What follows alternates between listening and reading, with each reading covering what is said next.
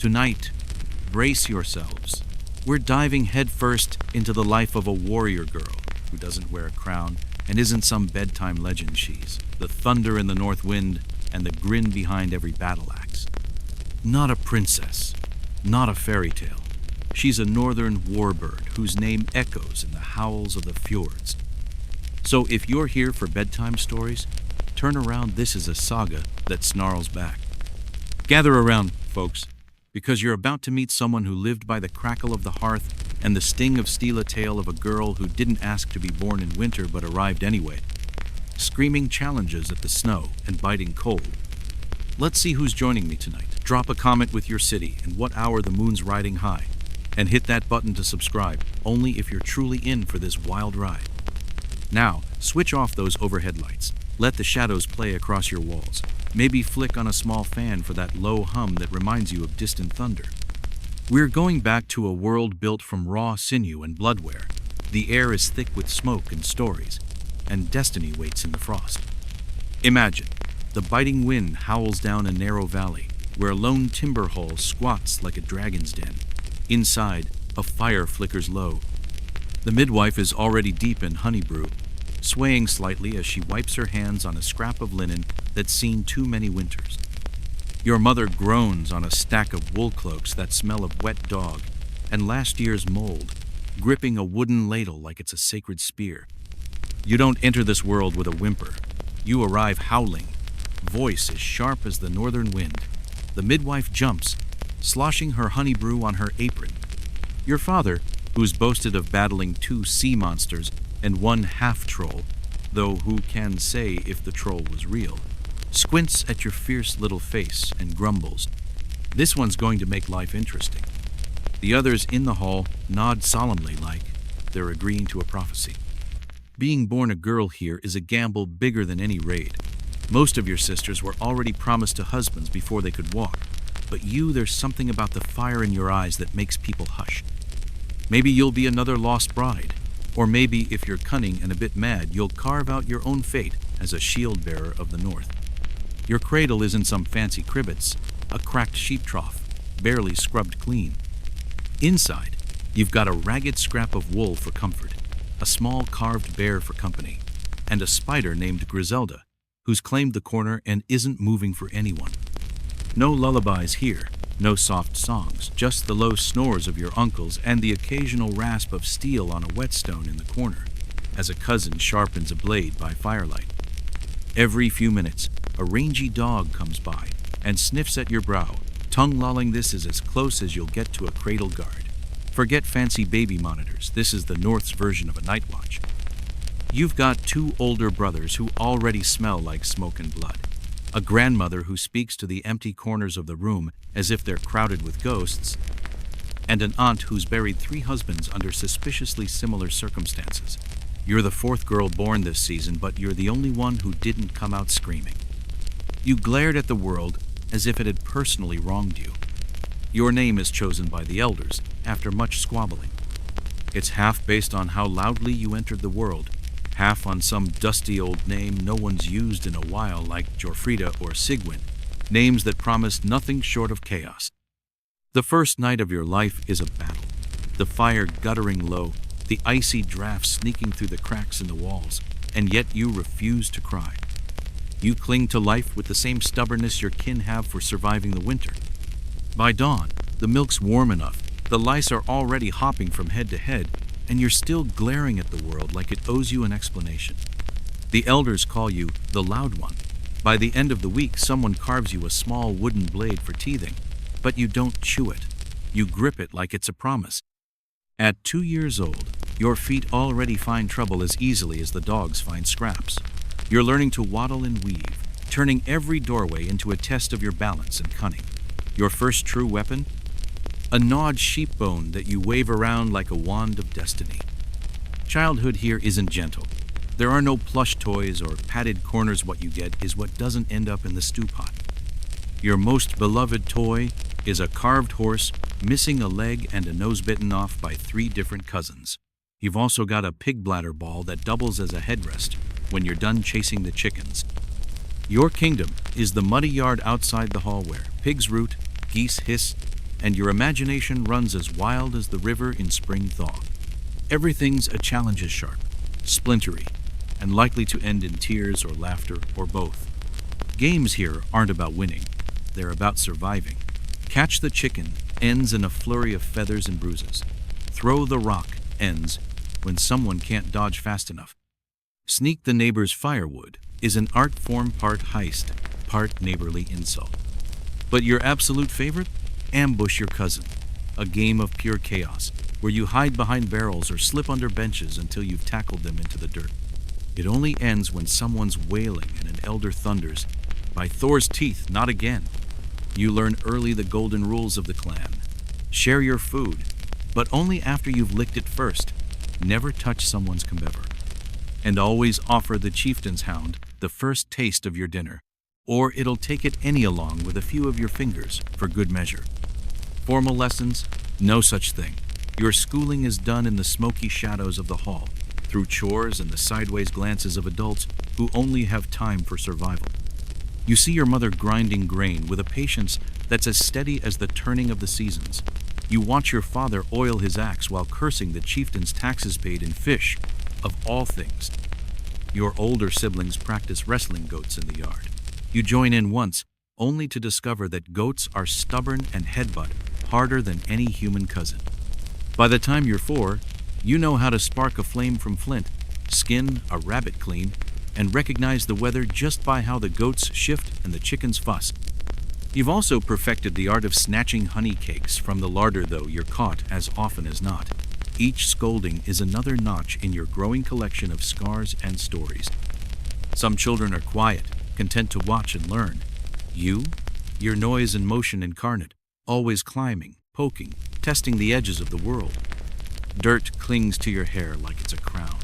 Blood smudges your tunic from scraped knees and elbows, and there's a gleam in your eyes that says you're only just getting started. Your grandmother pats your head with gnarled hands, eyes bright. "She's got that glint," she says, half to herself, half to the ghost she keeps for company. The glint of someone who grew up to send men running for the hills. You're too young to understand, but you love how the words feel like a prophecy waiting in the dark. At 5, you know 2 truths. Fire is life, and everything else is cold and loud. Forget reading circles or gentle rhymes. Your education is a daily gauntlet of chores and scrapes. If something's steaming, don't touch it. If it's frozen, don't lick it. If it looks innocent, it's probably plotting your downfall. School doesn't exist here, not in the way travelers speak of in distant lands. Your lessons come from repetition and hard stares, from the weight of iron in your hand and the chill of water up to your knees. Math, that's counting the sheep each night to be sure none wandered off, counting spoons to make sure the younger ones didn't pocket them for mischief. Lose either, and you'll learn consequences faster than any tutor could teach. Reading? A few runes carved in old stones outside the hall. Your father points to them, says, "That one's death." You nod solemnly, and committed to memory, no need to ask twice. Your words come quick and dirty, most of them about fighting, bleeding, or running. Your mother shows you how to grind the grain fine without nicking your fingers. Your father teaches you to hold a blade steady, how to look a man in the eye without flinching. Your uncle shows you how to gut a fish with a flick of the wrist. Your aunt, in her gravel-voiced way, teaches you how to gut a man, though, she says with a wink. It's only theoretical for now. No one bothers with baby talk here. Adults speak in the same voices they use to call the hounds or curse the weather. You either learn or you're left behind. No pity, no waiting. Songs? Yes, but they're blood-soaked epics of feuds and fury ballads of warriors whose ribs were pulled from their backs like harp strings. You hum them while you stir the cauldron or chase the goats, soothed by the music of battle in your veins. By 6, you're a storm in miniature, sharp as a newly honed blade, quick as a cat. You've learned to read the wind by how the chickens fuss, to throw a stone so it smacks true, to lie so smoothly that even the hounds pause to sniff out the truth. You're not being coddled. You're being forged-hammered into something that can stand against winter's bite and the laughter of the gods. Your elders watch you, not with gentle smiles, but with small nods of satisfaction when you get something right. No clapping, no cheering, just a grunt of approval and a chance to do it again. This time, faster. This time, sharper. You're not some child in the modern sense. You're a half-grown warrior already, just waiting for the day you're strong enough to wield the blade that calls your name.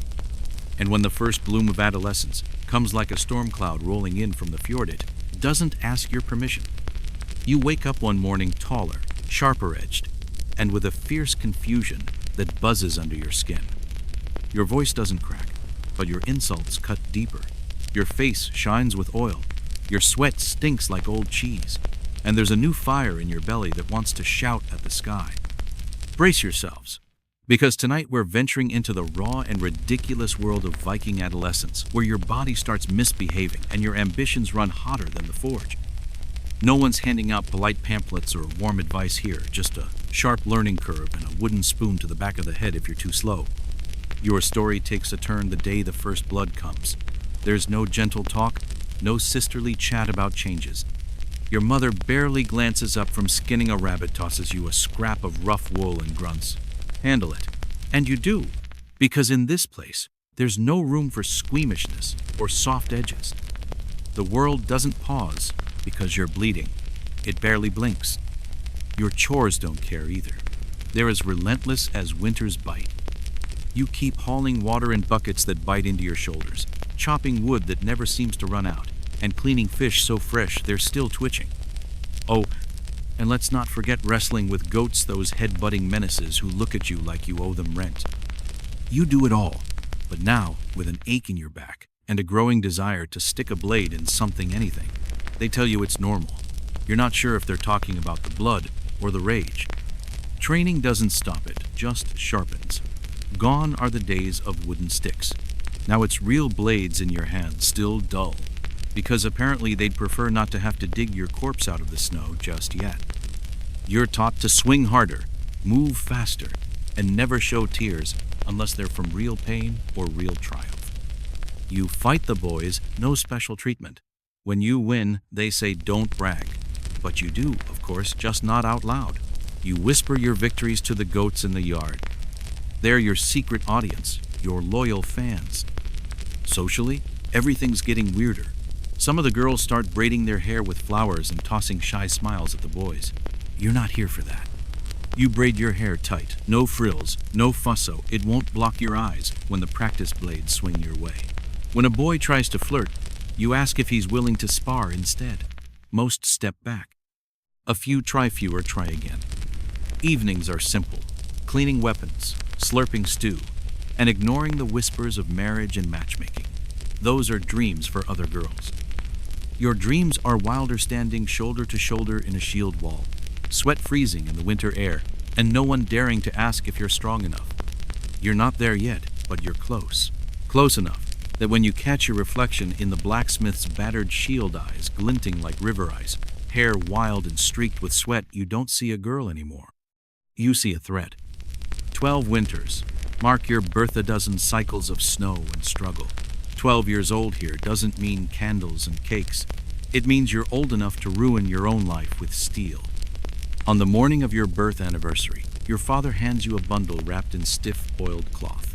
You half expect it to be something dull, a broom, maybe, or some dried-out bread crust.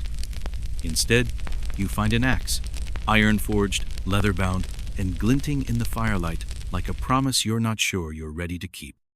You name it immediately, not because you're sentimental, but because if you treat it like a friend, you might fear it a little less.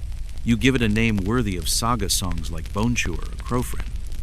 Or maybe something completely absurd, like Mittens, because sometimes the scariest things have the gentlest names. Outside, the first swing is a disaster. You miss the log entirely, the blade humming past wood and into open air, nearly taking out the fence instead. The second swing is worse. It finds your foot. You don't cry. You just sit there, blood soaking your boot, wondering if this is what they mean by a rite of passage or just a really bad idea. Your uncle finds you there, bleeding and stoic, and he laugh-scolds at your first lesson. He patches your foot and offers you a pig's ear as consolation. You decline with as much dignity as you can muster. The next weeks are a blur of bruises and splinters. Your training ground is a patch of churned-up earth behind the halogs for practice, straw dummies that tilt drunkenly after every missed strike. Your aim is terrible. Your foot still aches, but you don't stop. Blisters bloom on your palms, turn raw, then harden into the calluses of someone who means business. Sometimes you train alone, the cold wind your only witness. Sometimes you're paired with your cousin, 2 winters older, and fond of spinning in circles before every swing like he's performing for the ancestors. You roll your eyes and block his wild strikes anyway. One day, everything clicks. He lunges confident, careless. You parry low, counter high, and crack the wooden blade into his ribs. He drops his weapon with a grunt, eyes wide as if he's glimpsed the northern lights for the first time. That night, you lay your axe beside your sleeping mat. Not for tradition's sake, not because of some silly superstition, because you know if someone comes through that door in the dark, you'll be ready. It's not just about learning to fight anymore. It's about learning that fighting is what you were born for. Trouble, of course, has a way of finding you. It starts with a boy. Always does, doesn't it? You're a training mud, caked on your boots, axe in hand, minding your own business when this boy, taller than you, a grin too wide for his face, saunters over. He's just finished knocking another boy into the dirt and clearly thinks he's a legend. He looks at you and smirks. "Sure you want to fight?" he drawls. "Might break a nail." You don't answer. You just step forward, nod to the instructor, and set your feet. His friends are already snickering. Someone mutters, "Go easy on her." You don't go easy on anyone. Your first strike is blocked. Your second grazes his shoulder, enough to make him blink. Your third lands square in the center of his chest. He lets out a noise like a startled goose and stumbles backward, eyes wide with shock. He recover swings at you, wild and sloppy. You duck, sweep his legs, and send him sprawling into the mud. It feels as natural as breathing, like your body's known how to do this all along. For a moment, the world stills. The boys whooped a second ago fall silent. The goats in the yard even seem to pause, ears pricked. You plant your foot on his chest, just enough pressure to remind him who won. Then you step back, toss your braid over your shoulder like a war banner, and walk away without a word. The boy doesn't say much, either. He sits there blinking up at the clouds, coughing on pride. Later, he limps off to nurse his bruises, his eyes following you like he's not sure if he wants revenge or respect. That night, one of the elders pulls you aside. You brace for the usual lecture. Act like a lady, or don't show off. Instead, they just grunt and say, "Good footwork." That's all. But you feel it like a badge of honor. Your mother gives you a nod. Your father, he doesn't say a word, just lifts an eyebrow and hands you the largest chunk of dried fish at dinner. In this clan, that's as good as a standing ovation. The boy avoids your gaze for a week. When he finally meets your eyes again, it's with the wary respect you'd give to a wolf that's let you live this time. You learn something vital in that moment. You don't have to be loud to make an impression. You don't have to flirt or flatter to earn respect.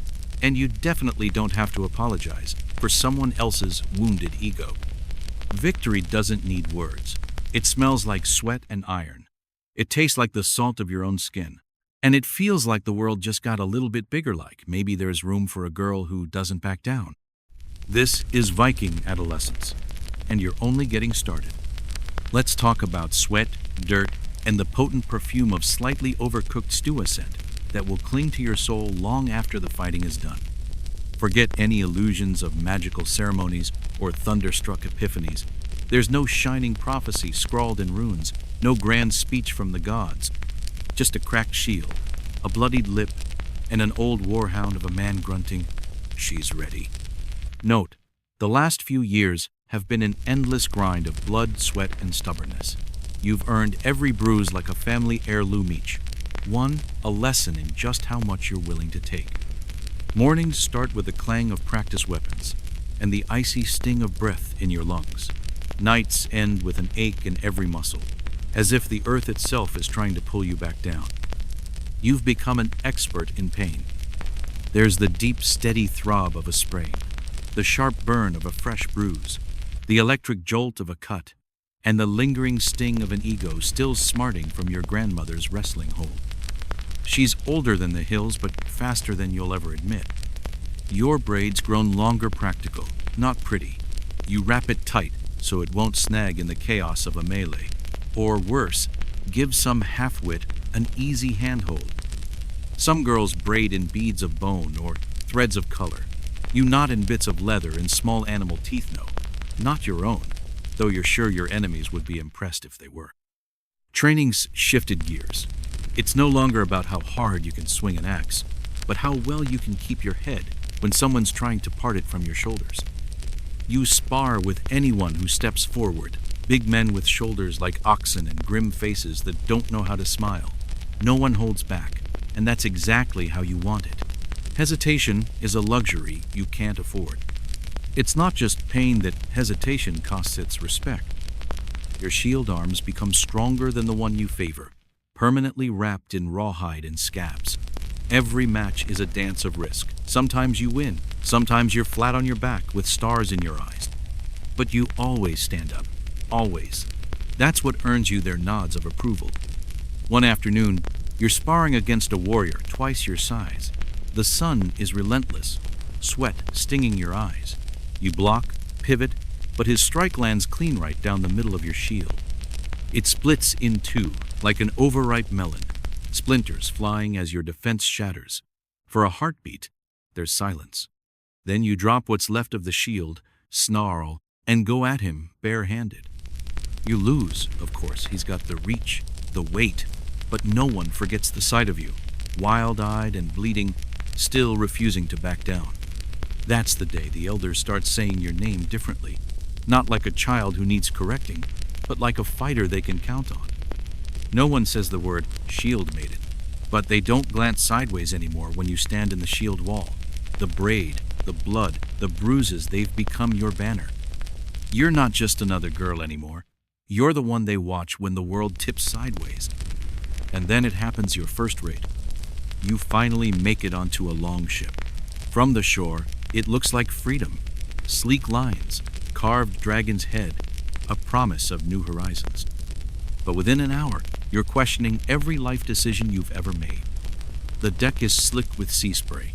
The wind claws at your hair like an angry cat, and the rowing bench is a torture device disguised as a seat. You're wedged in elbow to elbow with warriors who smell like old leather, sweat, and the sort of optimism that probably died days ago. Personal space is a myth. Shift left, your knee smacks an axe. Shift right, someone sneezes directly into your hair. Above you, a seagull shrieks as if mocking your choices. Rowing is a punishment disguised as progress. Your hands blister before the sun's even at its peak. By midday, your blisters have blisters. Your palms feel like they've been grated over hot coals, but they tell you this means you're doing it right.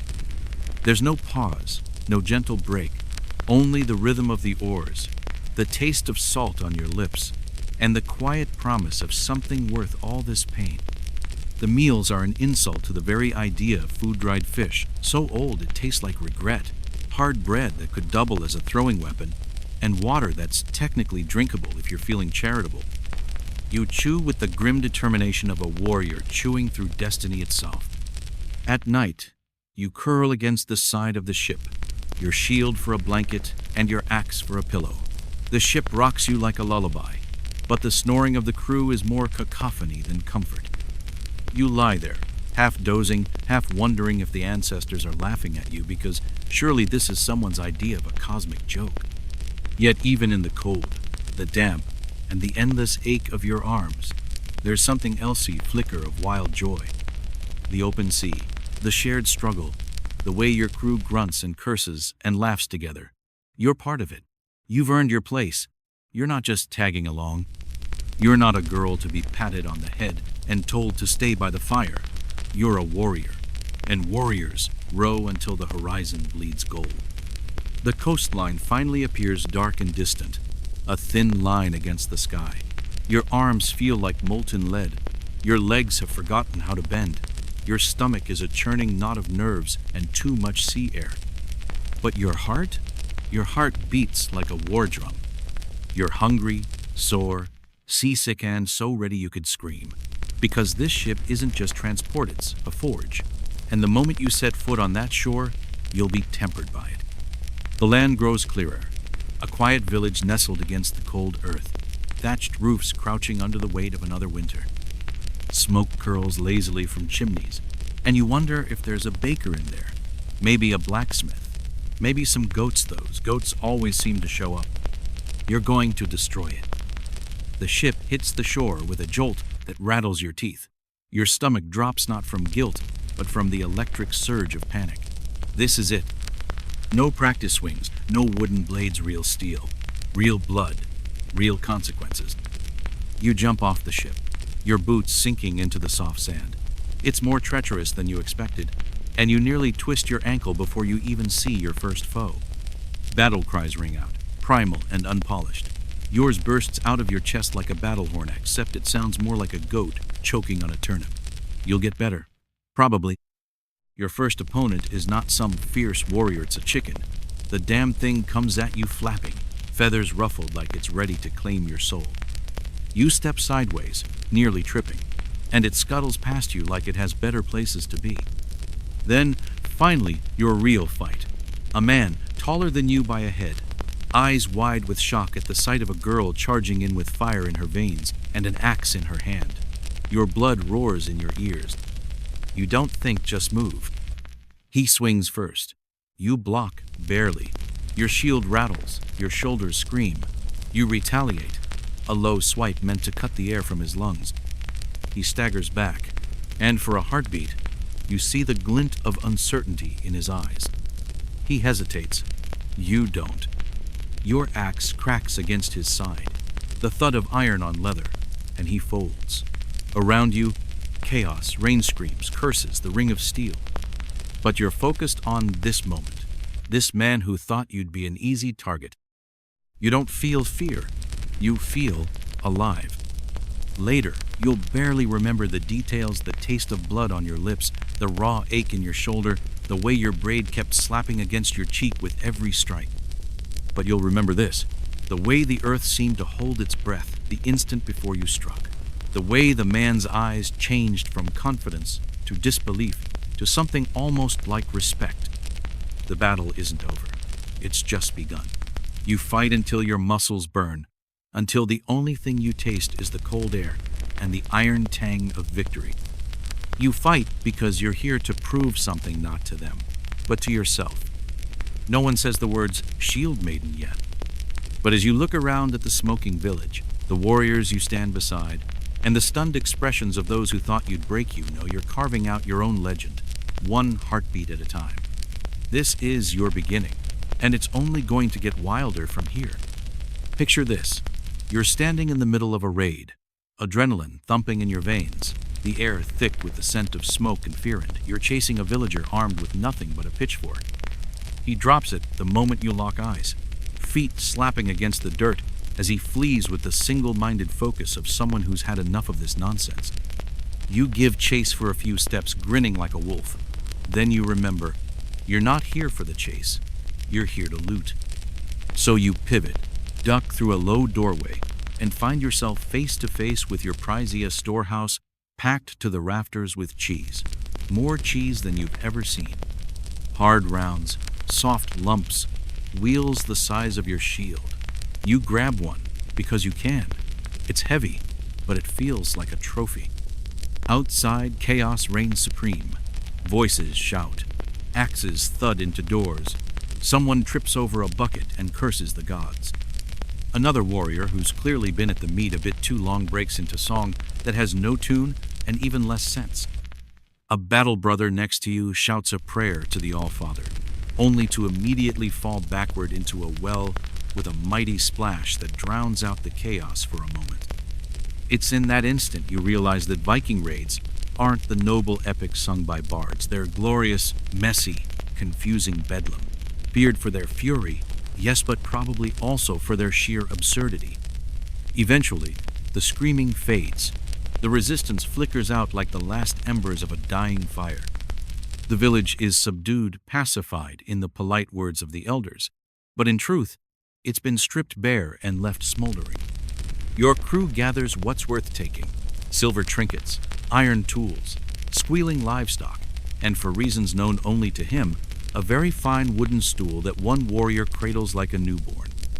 You limp back to the longship, your shin throbbing from an enthusiastic goat's last stand.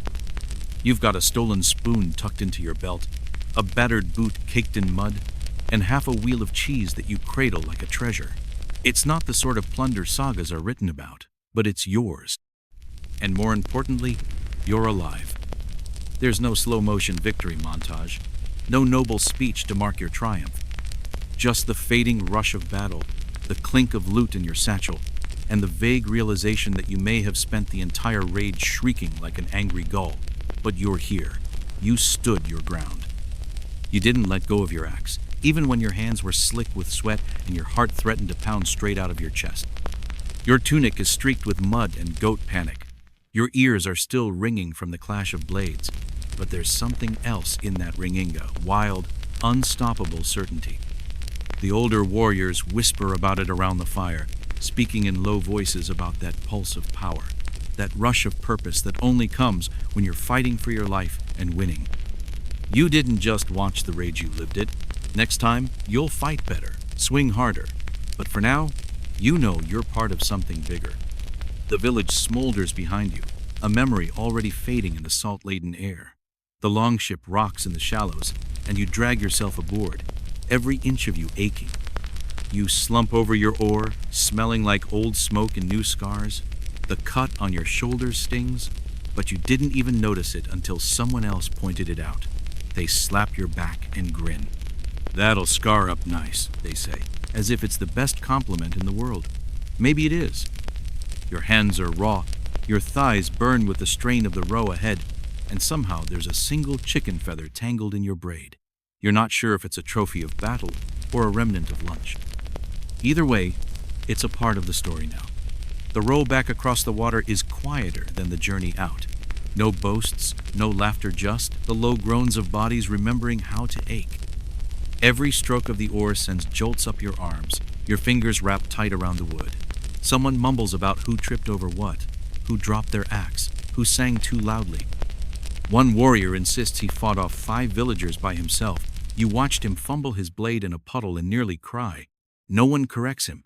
Let him have his tale. Food is passed around in weary silence. The same dried fish and hard bread, but this time there's a battered flask of ale making the rounds. It's warm, bitter, and tastes like triumph mixed with mold. You drink it anyway. It tastes like victory. You thought victory would feel like horns blowing and mead spilling from golden cups. Instead, it's the hush that settles in your chest, a deep, steady ache that says you did it. You crossed the sea, faced the unknown, and came back with nothing more than a bruised shin and a stolen spoon butt. You came back. You hold that truth close, tucking it away in the space between your ribs and your spine. By nightfall, you're back at camp. The fire crackles, the meat sizzles, and someone's already snoring into their helmet like it's a pillow. You sit cross-legged on the cold ground, surrounded by your battered, triumphant crew. No one's boasting anymore. You're all just staring into the flames, listening for whatever the gods might have to say in the crackle of the wood. No gods speak tonight. Instead, someone passes you a roasted turnip, its skin charred and sweet, and you take it like it's a blessing. There's laughter low, tired, the kind that only comes from sharing something wild and stupid together. You join in. Not because it's funny, nothing about raiding is funny, but because you survived it, and that's worth a laugh. Later, as the embers burn low and the last warrior's head droops in sleep, you curl up beside your shield, helmet still dented from the day's work. You're cold, you're sore, but you're alive. And you know this is just the first of many raids, the first of many nights spent with dirt under your nails and blood on your tunic. But for tonight, you rest. You earned it. Raiding season fades when the cold comes clawing down from the mountains, snuffing out even the bravest embers. The fjord freezes. The longship is dragged up the shore and flipped on its back, a dragon put to sleep until spring. You pack away your axe and your armor, knowing that winter's no easier, it's just survival wearing a new face. Winter is harsh, endless, and icy. The chores multiply as the sun vanishes behind thick gray clouds. Your breath turns to mist, your fingers go numb with each new task. You chop firewood until your knuckles bleed, drag buckets of water from the frozen stream that glares at you like an enemy. The goats those stubborn beasts know look to you for hay and shelter. You don't love them, but you respect the way they meet the cold with the same stubborn glare you see in your own reflection. They repay you by screaming at 3 a.m, just to remind you that comfort is for the soft. The food situation quickly turns into a farce. Fresh meat, a luxury of memory. Now it's smoked fish, dried fish, and fish pickled in something that might as well be boot polish. For a hint of flavor, there's turnip mash that tastes like defeat. You eat in silence, every bite a grim promise to the next meal. You wear every layer you own, wrapped in wool and old furs that smell of damp and the ghosts of last year's rain. Your hair never fully dries, clinging to your neck like a cold slap. Your toes are strangers to you, numb and distant, but still there, still yours. Your shield, now dusty and propped in the corner, calls to you sometimes. You polish it anyway, not because you need it, but because it reminds you of the girl who stood on the beach with her heart hammering in her chest, ready to trade everything for the chance to prove herself. Home is crowded, the longhouse thick with voices and arguments about who keeps moving the firewood and why the stew smells like old socks. The air is so smoky, you sometimes swear you're breathing half a forest. Your brothers wrestle in the corner. Your grandmother mutters to spirits only she sees. Your father complains about taxes paid in fish, while your mother keeps the pot simmering, every now and then glancing at you with a look that says, "This is what we do. We endure." And you do endure. You train in the yard, boots slipping on ice, breath clouding the air as you practice the swing of your axe. Every movement is a promise to spring, to the next raid, to the next moment when the world calls you to stand your ground. This is winter. This is your life. And as you toss another log on the fire, you feel it deep in your bones, the weight of everything you've survived, and the certainty that you'll face it all again. Because you're a warrior. Because you've seen the rush of battle and the hush that follows. And because even in the dead of winter, with the fjord frozen solid and the goats screaming at the moon, you're still here. The snow is a cruel mistress, biting and cold, but you find yourself outside in it anyway sometimes, just to get away from the smoky longhouse and the endless drone of family complaints. Your breath curls in the icy air, each inhale sharp enough to hurt, but you don't mind. Even if your fingers freeze to the hilt of your blade, even if your boots sink ankle deep in frost, you welcome it. Because the cold is honest, and you've learned to appreciate honesty. Something shifts in you during these long frozen days. Your muscles harden like the winter earth. Your heart grows colder too, in the way that only makes you stronger. You stop noticing the smell of pickled fish, and damp willow scents just become the air you breathe. You stop caring about comfort or softness. You endure because there's no other choice. And in that endurance, you find a strange peace. Then, one morning, the snow begins to melt. It's so gradual you almost miss it, until you hear it, a single, thin bird call.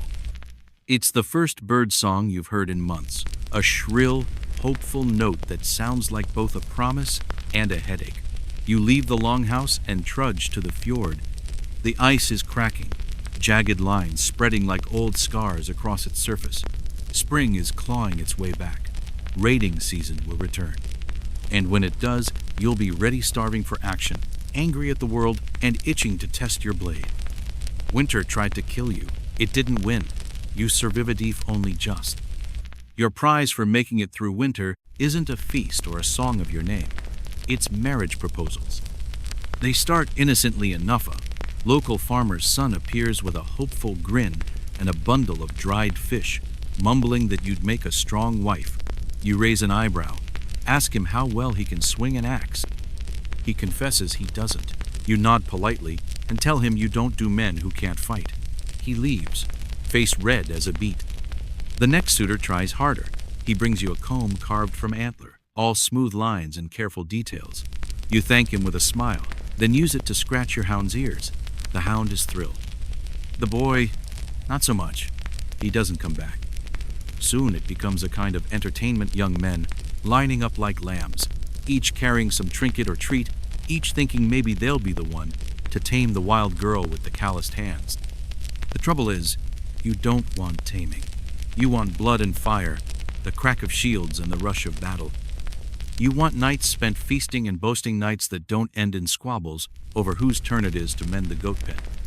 Your aunt tuts and says, you should think about settling down. You grin and tell her you'll settle down when your axe rusts. She sighs and mutters something about dying alone. You counter with dying gloriously and honestly. That sounds a lot more appealing than spending your life cooking stew. One particularly bold suitor challenges you to a duel. He says, it's tradition. You say, sure, tradition's as good a reason as any to knock the smug out of him. The match is quick. He ends up with a shield-shaped bruise on his ribs and a new respect for women who train in snow for fun. After that, the marriage proposals dry up. Word spreads fast that you're not the sort of girl who dreams of hearth and home. It's not that you're against love, it's that no one's made your pulse stutter like a war drum. And until they do, you're perfectly content to spend your evenings sharpening your blade and your wit. Some of the village girls whisper that you're too proud. Some of the boys whisper that you're too dangerous. Both are right. Instead of weaving at night like the other girls, you practice footwork. Instead of planning a wedding, you polish your shield until it gleams in the firelight. You sleep with your axe beside you, not for comfort, but because it's the one companion that never tries to tell you what to do. You've fought before raids, border clashes, petty feuds over livestock and insults. But this is war. It doesn't begin with fanfare. There's no stirring speech, no horns blowing. Just the cold air before dawn, sharp enough to slice your breath in two, and the knowledge that the enemy is no pack of scared farmers. These are warriors, steel-clad and silent, sharpening blades, and thoughts of you in equal measure. Your chieftain's speech is brief. Don't die, stupid. Then he stomps off to tie his boots. You nod. That's good enough. You stand in the shield wall, shoulder to shoulder with warriors you've shared stews and insults with. Your shield feels like an anvil in your arm. Your breath comes short and fast. Someone nearby retches into the snow. Another hums a song under their breath, an old tune that doesn't have words anymore. You don't join in. You're listening to the quiet, the heartbeat of the world right before it explodes. The first clash comes like thunder. Shields slam together. Swords wail. And someone falls, probably more than one someone. You swing, block, duck, stab. There's no plan, no form, just instinct, and the need to live one more second. Your shield cracks under a heavy blow. You let it go. Draw your axe. Keep going. The axe breaks splintered in the grip of your own fury. You grab a spear dropped by someone who won't need it again, the haft slick in your palm. Time disappears in the chaos. Your arms burn. Your feet slip in the churned mud, but you keep moving. You're not thinking anymore, just acting, surviving at the edge of panic. At some point, you stumble. It's not heroic, no slow-motion dive, no cry of defiance. You just trip, crashing down into the cold, wet dirt beside a body you recognize. Your breath catches. You can't hear anything beyond the thud of your own heart and the distant roar of dying men. A shadow looms. You roll instinctively. A blade hisses past your cheek, close enough to leave a memory in your skin. Your fingers find a rock. You bring it up with all the stubbornness in your soul, and it works. It shouldn't, but it does. When the field finally quiets, it's not the earth holding its breath, it's the dead who will never breathe again. You sit there, mud caked to your arms, blood that's not all your own stiffening your tunic. You're trying to remember what it felt like to care about anything else. Fear, pride, hunger, none of it matters. You're just there, breathing in a world that almost ended you. A bird lands nearby, pecks at the mud, and flaps away with a startled squawk like even it knows this place isn't meant for the living right now. You survived. You shouldn't have, but you did. And when someone finally stumbles over to ask how you managed it, you just shrug. Didn't have anything better to do, you say. And in that moment, you realize that's enough. Here's what they don't tell you. After the last clash, when the final war cry echoes and the blood's been scrubbed from your skin, you're still the same person. Same boots, same axe, same mysterious stain on your cloak that no amount of scrubbing can remove. But you notice the way people look at you know it's different. Not just like a fighter, but like a legend in the making, a tale whispered around smoky fires and carried to every neighboring hall. It's true, but it's not the whole story. Someone starts calling you the one who wouldn't die. Another, less kindly, nicknames you Goat Hammer, a title born from one disastrous scuffle that ended with you accidentally launching a goat at a fleeing enemy. You could correct them, tell them it was an accident maybe, explain that the goat was a better weapon than a blade that day, but you don't. Let them talk. You've learned that the truth is usually messier and less interesting than the stories they choose to believe. When you walk through the village now, people don't scatter, they step aside. It's subtle, the way they edge back just enough to let you pass, as if they're not sure whether you're about to ask for help or challenge them to a duel. You nod politely, and they nod back, eyes wide, lips tight. The children play games where they dare each other to tap your shield when your back is turned. None of them succeed. You once caught a boy mid-sneak and calmly handed him your axe. He froze like a deer in winter, eyes huge. You said nothing, just waited. He returned it to you without a word and ran off. Smart boy. Warriors who used to ignore you now ask your opinion before a raid, not out of politeness, but because you've walked that line between life and death and come back more than once. You've got more scars than excuses, more stories than boasts, and they respect that. You're not the loud girl with a wild braid anymore, you're something sharper, something more dangerous. Travelers know your name or something close to it. A merchant bows too deeply and calls you Mistress of Blades, his voice trembling like a reed in the wind. You correct him by spitting into a bucket and asking if he's brought better cheese this time. He nods so fast you think his head might come off. That's all you need to know. At night, around the hearth, you hear your own stories, repeated back to you warped, larger than life. Tales of you cracking shields with a single blow, of a glowing raven perched on your shoulder, of a berserker's kiss that left you half mad and unstoppable. None of it's true, but you let them talk. It's funnier that way. You never wanted fame. You didn't smile for it, didn't chase it down. But now that it's here, you carry it like you do your shield worn, a little dented, but always ready. Once, you wondered if anyone would take you seriously. Now you wonder if they'll ever stop shaking long enough to actually speak. You're not the youngest anymore. There's a new crop of bright-eyed girls tying their braids too tight, gripping their axes too loose, talking too loudly about what they'll do in battle. You see yourself in them, though they're less battered and far more hopeful. They watch you closely, not like a hero, but like a storm that could break loose at any moment.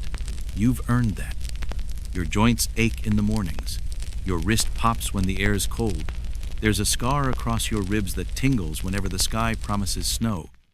You don't heal as fast as you used to. And when you do, the pain lingers like an old drinking buddy who doesn't know when to go home. But you're not softer. You're just harder in the right places. You don't train now to prove yourself. You train to stay alive, to stay sharp. You eat slower, sleep lighter, and only speak when there's something worth saying. Which means half the Longhouse hasn't heard your voice in weeks. When the younger Shieldmaiden, still full of bravado and questions, ask you how to win their first real fight, you keep it simple. Don't die. When they ask how to earn respect, you shrug. Break someone's nose, then help them up. And when they ask if it ever stops being terrifying, you're honest. It doesn't, you say. You just get better at pretending. You still raid, though not as often now. When you do, people check to see if you're joining. If you are, they breathe easier. If you're not, they check their armor twice. Your axe has seen more than most men ever will. The handle's wrapped in new leather, the blade nicked and scarred but still keen. It survived more than any of your would-be suitors. You've thought about retiring, hanging it up above the hearth like a relic, but then someone says something stupid, or a threat slinks over the hills, and you remember, you're not done. You never really wanted to be. You never wanted to be legendary. You wanted to fight, to survive, to carve a place for yourself in a world that didn't think you should have one. And somehow through blood, fire, and sheer stubbornness you did. You're not just a shield maiden, you're a warning. And the next time someone asks if you still fight, you'll smile just a little and say, only when it's necessary. And sometimes, just because I feel like it. But here's the thing, long before hospitals and white coats, the Greeks had their own brand of healing. They called it incubation, and it was sacred, not lazy medicine. If you were sick in ancient Greece, you didn't summon a doctor. You packed your meager belongings and made a pilgrimage to the sanctuary of Asclepius, the god of healing. Epidauros was the most famous marble colonnades and the scent of laurel and sacrifice heavy in the air. Upon arrival, you performed rituals of purification bathed in sacred water, offered up a rooster, or whatever else you could spare. Then you prepared to sleep in the abaton, a dark, silent hall where patients lay down on mats, waiting for dreams. Snakes slithered freely around the chambers sacred to Asclepius, symbols of rebirth and renewal. It was said that if the god favored you, he'd come to you in a dream touch your wound, whisper your cure, hand you a vision of what you needed to be whole. These dreams weren't just visions, they were prescriptions. You'd wake and tell the temple priests what you saw, and they'd interpret it like spiritual pharmacists, blending faith and the half-mad truths of dreams. Some say it was early psychosomatic therapy, a trick of the mind made real by belief. Others call it a theatrical placebo, but whatever it was, it worked. Because the journey to the temple, the cold stone under your feet, the hiss of the snakes in the dark hall of it pulled you out of yourself. It forced you to face your fears, your pain, your stubborn will to live. And maybe that's what you've been doing all along. Every clash of steel, every winter that tried to take you, every goat that screamed at the moon, you survived it all. No priest to guide you, no god to soothe your wounds. Just your own battered faith in the weight of your blade and the iron in your spine. You didn't ask for the role they've given you, didn't ask to be the story people tell their children to make them braver, but you'll take it, you'll wield it, because it's yours, and you've earned it with every bruise and every breath. The ancient Greeks believed healing wasn't just a matter of the body, it was a sacred conversation with the universe. When the sick lay down in the dark abaton halls of Asclepius' temple, they didn't wait for a doctor's cold touch or a sharp needle. They waited for a dream, for a whisper in the midnight hush, for the gentle slide of a snake across their feet, and the soft brush of a god's hand in the shadows. It wasn't exactly clinical medicine. It was more like a ritual of hope, a place where your fears were as real as your wounds, and your faith was the best prescription you had. Some patients woke up cured, others woke up inspired, but almost all of them woke up with a story to tell, some testament etched in marble or ink that said, "I was here and I was healed." It didn't matter if the priests were more like poets than pharmacists.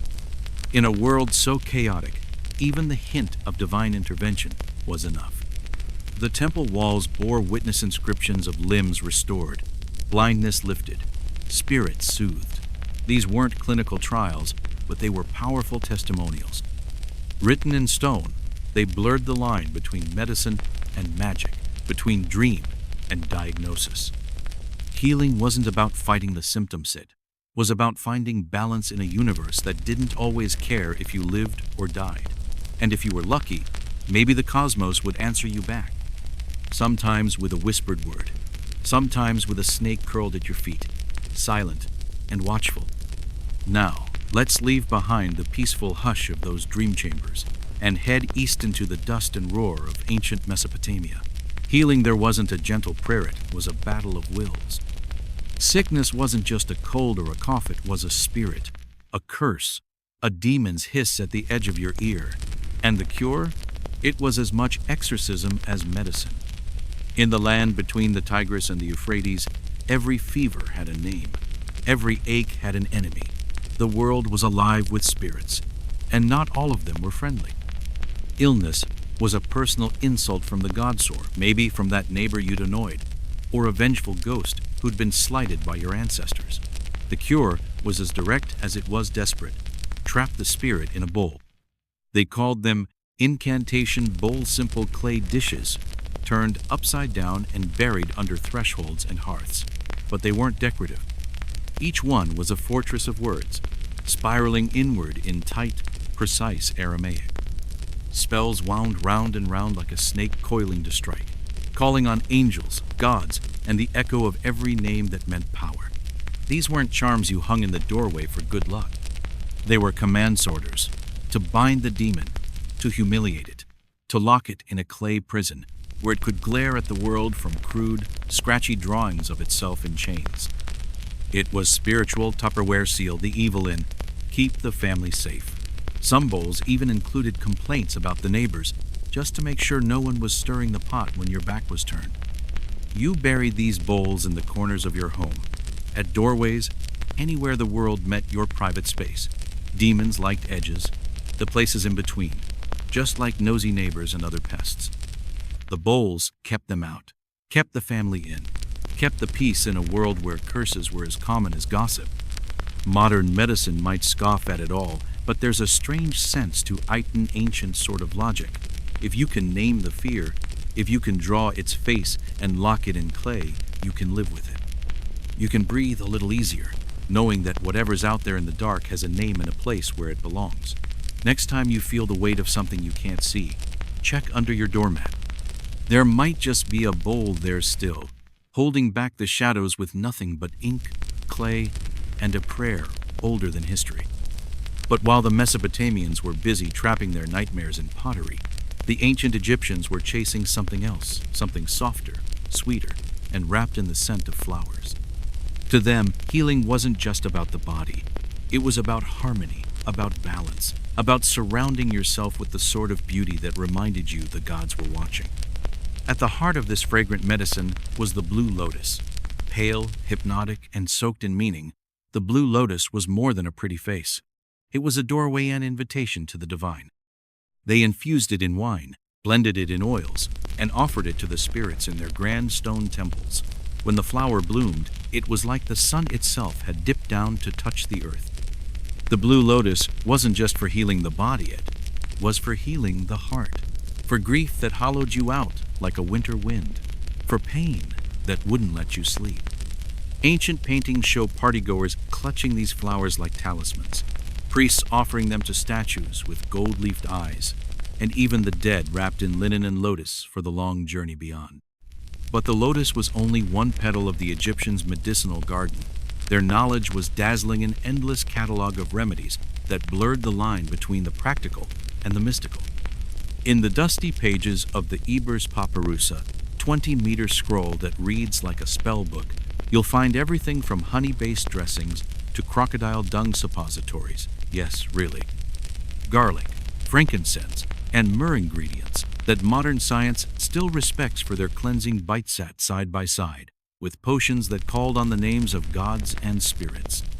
They believed every cure had two parts, the tangible and the intangible, a poultice for the wound, a prayer for the soul. A doctor who doubled as a priest, because in this world, healing was half science and half sorcery. Toothache? You might get a poultice of herbs, or you might get a small cooked mouse pressed against your jaw depending on who you asked. Headache? A spell was chanted over your brow, words weaving through the smoky air like threads of fate. It wasn't just about the ache, it was about the soul, the balance of your ka and your body. The line between treatment and ritual was so thin it almost disappeared.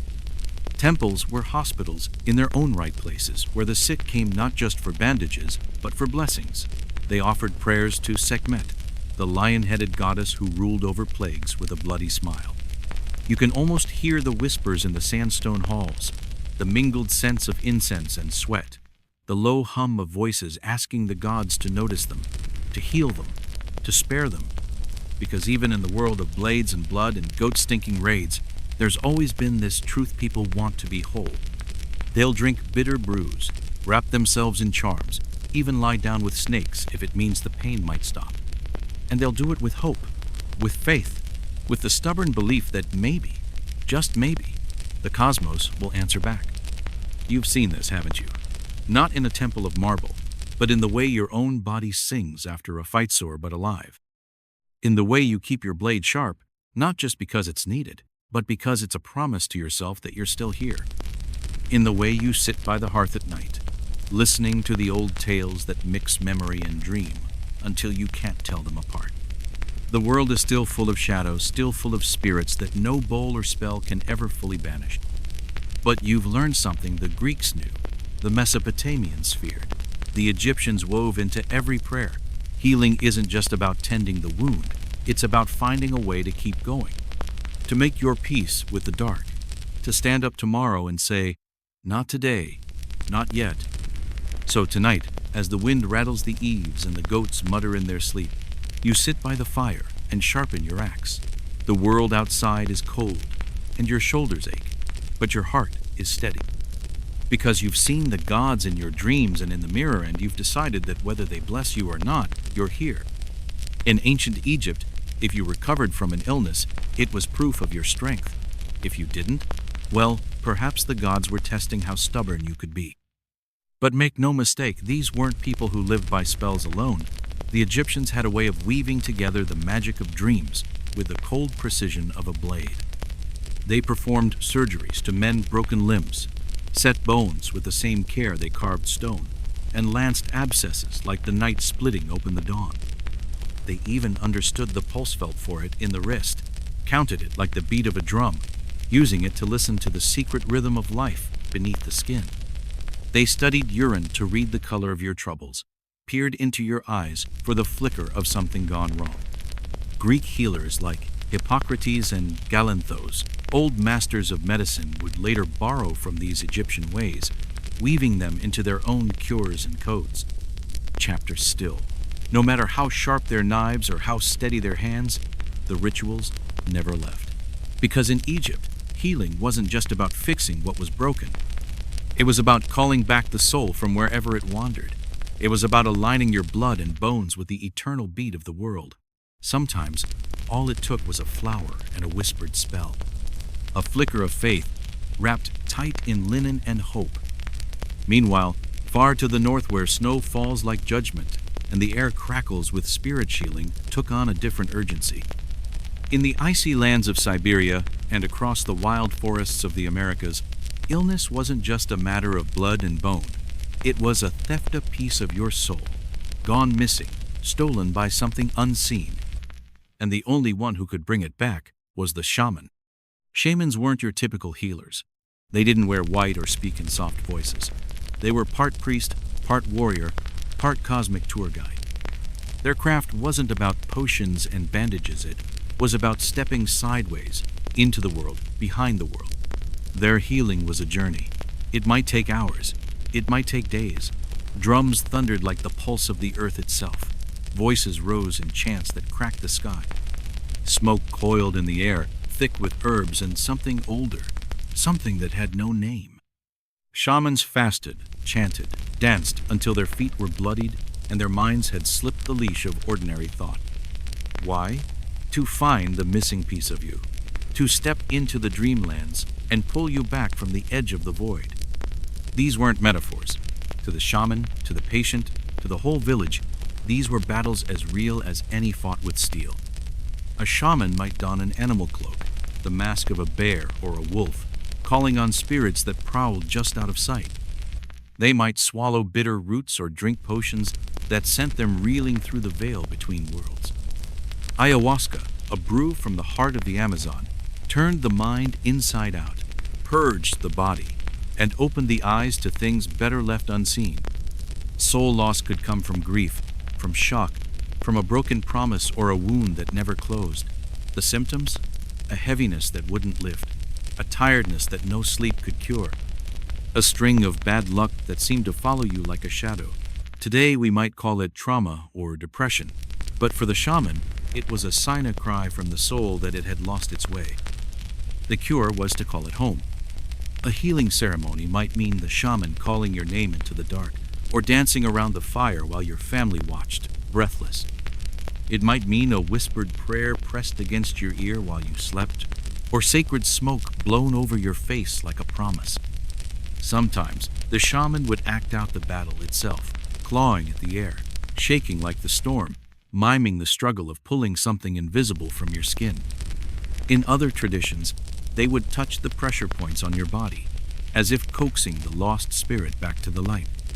This wasn't a sterile affair. Healing was messy, communal, raw. It was about memory and myth, about weaving the patient back into the story of the world. Because in these cultures, you didn't just catch a cold, you caught a crack in your soul. And if you were lucky, someone brave enough would go into the dark to bring you back. While the shamans of the north were chasing lost souls, the sages of India were mapping out the whole dance of life, turning the rhythms of existence into a system as intricate as the night sky. Ayurveda, meaning the knowledge of life, was less about war and more about balance. Less about fighting disease and more about keeping the world inside you in step with the world outside. If your stomach was off, it wasn't just something you ate, it was the song of the cosmos out of tune. Ayurveda spoke of three doshas: vata, air and space; pitta, fire and water; and kapha, earth and water. Each person was a mix of these forces, their health and even their moods, shaped by how they spun around each other. A healer's job wasn't to kill a disease, it was to bring you back to that sacred rhythm. They used herbs that sang in the body, foods that fed the spirit as well as the flesh. They practiced massage, drizzling warm sesame oil or ghee across the skin in slow, careful strokes. They meditated, they chanted, they watched the breath like a hawk, because in each breath, the soul's balance was laid bare. There were treatments that would make you cringe, detoxifying enemas, induced vomiting that they called vamana. Brutal? Maybe. But to them, it was purification, a way of scrubbing the soul clean. Ayurvedic texts like the ancient Karaka Samhita read like a bridge between science and faith. They listed herbs for every ache, diagrams of how the body's channels flowed, and gentle reminders that greed and anger could poison you as surely as spoiled meat. Doctors were taught to read the body like a poem, checking the tongue, the eyes, the pulse, even the tone of your voice to find where the balance had tipped. The cure wasn't a battle, it was a realignment, a chance to find harmony again. And sometimes it meant a warm oil bath and a prayer that was half a promise to the gods, half a promise to yourself. While India balanced the dance of the doshas, ancient China was listening to another song, altogether the low, constant hum of qi, the life force that threads through every living thing. In Chinese medicine, sickness wasn't just a problem to be solved. It was a message from the qi, a sign that somewhere, somehow, the river of life had gotten dammed up or turned in on itself. Healers learned to read the qi like water, flowing through a valley, watching for places where it pooled or twisted, using needles and herbs to set it moving again. Acupuncture wasn't just about pain relief, it was about setting the body back into its own music. Herbal formulas blended root and leaf, flower and seed into potions that tasted like the earth itself. Qigong exercises moved the breath in slow, looping arcs, teaching the body to find stillness in motion. Like the others, it was about balance, not just health, but wholeness, knowing that even the smallest change in the world outside could echo in the chambers of your heart. Because in every culture, every time, there's been this truth. Healing isn't just about what's broken. It's about remembering how to live again. And maybe that's the lesson you've carried in your own bones, the one that's kept you fighting long after your body said stop. You're not here just to stand in the shield wall. You're here to stand in the world, axe in hand, heart beating like the drum of the earth, the same drum the shamans heard, the same beat that echoes in the temples of every faith. You're not just healing the cuts and bruises of battle. You're healing the part of you that refused to stop, the part that still believes there's something out there worth the fight. So tonight, when the cold wind rattles the longhouse and your fingers ache from old wounds, you remember this isn't just survival. It's balance. It's harmony. It's the quiet voice inside that says, "You're alive," and that's enough. In traditional Chinese medicine, your body wasn't just a lump of flesh and bone, it was a river of life, an invisible current of energy flowing through every cell. When that river ran smoothly, you felt strong, whole, and balanced. But when it pooled up, dried out, or burst, its bank sickness took hold. Health, in this world, was all about flow. At the center of this ancient worldview were two cosmic dance partners, yin and yang, cold and hot, dark and light, passive and active. A good healer didn't just ask, "Where does it hurt?" They asked, "Which element is shouting too loudly? Which one has fallen silent? Were you burning with too much fire? Or was your water stagnant and still? Was your spleen grumbling like an old gossip? Was your liver holding on to an ancient grudge?" Diagnosis in Chinese medicine was part science, part poetry. Healers read the body like a poem of pulses and whispers. They didn't just take your pulse. Once they read it in several places, each spot tied to a different organ, each thump of blood a note in the song of your life. Your tongue told its own story, the color of your troubles, the shape of your worries. Even the sound of your voice was a clue, a tremor here, a hesitation there. The treatment wasn't a war on disease, it was a gentle coaxing, a rebalancing act. Acupuncture was the first step. Thin needles slid along meridian lines, coaxing the energy to move, unblocking the flow like freeing a river from winter's grip. To the uninitiated, the thought of needles might sound like torture, but for many, the experience was strangely calming, an echo of a deeper rhythm that they'd forgotten. But needles were only one tool. Cupping was another, warm glass cups kissed to the skin, pulling tension and stagnation to the surface. Moxibustion brought heat in the form of burning mugwort, a gentle warmth that chased the cold from your bones. There were movement practices like qigong, exercises that taught the breath to dance with the body in slow, looping arcs. And always, there were the herbs ginger, ginseng, licorice rudiach, chosen not just for what it did, but for how it balanced your inner world. One of the most revered texts in this tradition is the Huangdi Neijingde Yellow Emperor's Inner Canon. Written more than 2,000 years ago, it's a conversation between the emperor and his physician, not just about how to treat an ache or a fever, but how to live in step with the seasons, how to keep your spirit and your blood moving with the world. In these teachings, your body wasn't a sack of organs, it was a miniature cosmos, a reflection of the whole universe. A stomachache wasn't just a bad meal, it might be grief you'd never voiced.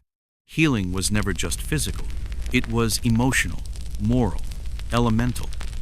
And when things fell out of tune, the healer's job wasn't to fight the imbalance, but to invite it back into the music, like tuning a harp or coaxing a frozen stream back to life. Sometimes that meant the gentle sting of a needle, sometimes the smoky dance of burning mugwort. Always, it meant listening to the body, to the breath, to the quiet music of the world. Far from the ancient cities of China, across the sprawling plains and tangled forests of Africa, healing has always been something bigger than one body. It's a community eventa, gathering of voices, ancestors, and the spirits who whisper in the shadows. Unlike the Western image of a lone patient in a sterile white room, traditional African healing pulls everyone in. The family, the neighbors, the ancestors who watch from the fireside. In these cultures, sickness isn't just an ache in your bones, it's a crack in the web of your life, a disruption in the balance of things that ripples out to touch everyone around you.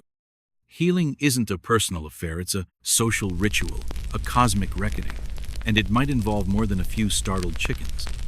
Take the Sangomas of Southern Africa, spiritual healers and bone diviners who move between the worlds of the living and the dead. A Sangoma doesn't just ask about your cough or your fever, they read the bones literally. They cast a handful of bones, shells, and charms across a mat, and in the scatter they find your story. It's a kind of spiritual radiology, each bone, a word, each shell, a sentence, spelling out the tale of your sickness and its cure. The diagnosis might be a curse from an old enemy, an ancestor's displeasure, a wound in your spirit that's bled too long, Once the bones speak, the healing begins. There may be animal sacrifice offerings to the spirits who keep the world turning. There are plant-based remedies, brews of roots and leaves whispered over in the dark. And there is music drumming that thunders like the heartbeat of the earth, singing that calls the soul to stand up and listen. This isn't entertainment, it's medicine. The music is a tool to move energy, to open the mind, to invite the spirits to join the dance. In the drumming, in the sway of bodies, the line between the living and the dead blurs, and somewhere in that blur, the healing begins. Plants, too, have always been at the heart of these traditions. Herbalist in know the secrets of every leaf and root. Fever? There's a tea for that. Infertility? A paste made from the bark of a tree older than your grandmother's grandmother. Some herbs are steeped in water, others burned to chase away the sickness like smoke chasing shadows. This isn't some careless foraging. It's a pharmacy carved into memory and song, guarded by generations who know that the green world can both kill and cure. These healers know every plant story, who it's for, what it does, and how to speak to it like an old friend. Illness might come from the usual culprits: bad air, bad luck, but it might also come from breaking a taboo, stepping out of line with the world around you. Healing, then, isn't just about patching up the body. It's about mending the tear in the social fabric. It's about making peace with your ancestors, your neighbors, the spirits in the hills. And it's done not in hushed clinics, but in the open air, under the watchful gaze of the stars. The world has always been full of ways to heal, some gentle, some fierce, some as strange as dreams. Whether it's the Egyptians with their perfumed oils and spells, the shamans dancing at the edge of the spirit world, or the Chinese healers listening to the river of qi, the lesson has always been the same. You're not just a body, you're a story, you're a world. And for you, you've known this in your own Y-out, there on the ice-slick fields, axe in hand, sweat in your eyes. You've learned that healing isn't about banishing every hurt. It's about standing back up, one breath at a time. It's about the small rituals: binding your braid tight, testing the edge of your blade, breathing in the cold air and knowing you're still here. You're no stranger to pain. You've worn it like a second skin. But you've also learned that pain doesn't get the last word. You do. So tonight, when the fire crackles low and the snow whispers outside, you remember there's a river running through you too, a current of something fierce and bright that refuses to be stopped. It's not just blood, it's not just muscle, it's the pulse of every battle you've survived, every choice you've made to keep going. And that's healing in its purest form. In these traditions, healing wasn't just a matter of patching up a wound or quieting a cough. It was a matter of restoring the whole world that lived within you. To break a taboo like speaking ill of the spirits or crossing the wrong grave was to let a crack open in the great web that held your life together. Healing, then, wasn't just about poultices and herbs. It was about confession, apology, and sometimes a purification ritual that involved chicken blood, sacred ash, or a family gathering so awkward you'd rather face a bear. But the lesson was simple. You weren't a single, isolated being. You were part of a vast, breathing network, ancestral, spiritual, ecological. Your breath carried the memory of your grandparents' songs. Your bones hummed with the stories of the land. And when something went wrong in you, whether a fever or a shadow in your mind, it echoed through that network. The healer's job was to listen to the echoes, read the patterns, and stitch the world back together with herbs, chants, and the watchful presence of the ancestors gathered in the firelight. Boots. In many Native American nations, healing was never about fixing just one part of the body. It was about cleansing the whole person. A cough wasn't just a cough. It was a sign that something deeper had gone awry, that the harmony between you, your people, the spirits, and the land itself had faltered. Illness wasn't random. It was a sign, a message, that balance had been lost. One of the most profound healing rituals in these traditions is the sweat lodge ceremony of heat, song, and rebirth. The lodge itself is humble, a dome of willow branches, covered in blankets or hides. small enough that when you kneel inside, you feel like you're back in the belly of the earth. Inside, the air is thick, dark, and hot. Heated stones called grandfathers glow red in the center pit.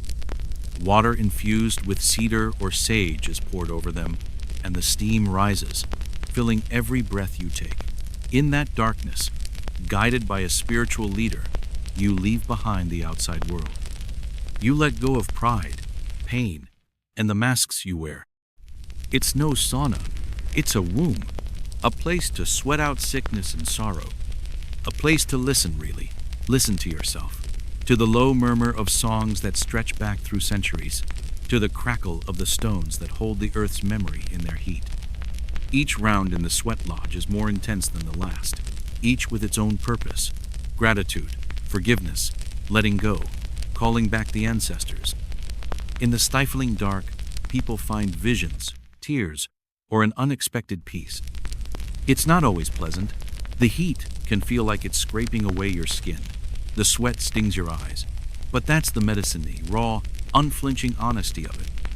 Other healing ceremonies, like smudging, the gentle smoke of sage or sweetgrass, or healing songs passed down from elder to child, each word a living medicine work in the same spirit.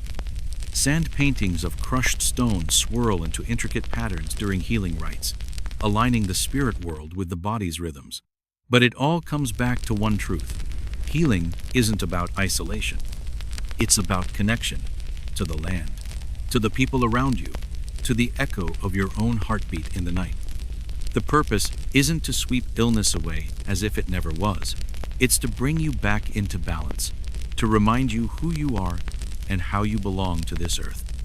After tracing these ancient healing paths from Greek dream chambers to the sweat lodges beneath the star-sown thing, becomes achingly clear. Ancient healing was never just about the flesh. It was a full-body experience, a journey through mind, soul, and the world itself. The tools were different blue lotus, demon-trapping bowls, herbal brews that could kill a cough or raise a vision. But the goal was always the same: bring harmony back to the body and the world that held it. In every corner of the ancient world, health wasn't just about not being sick.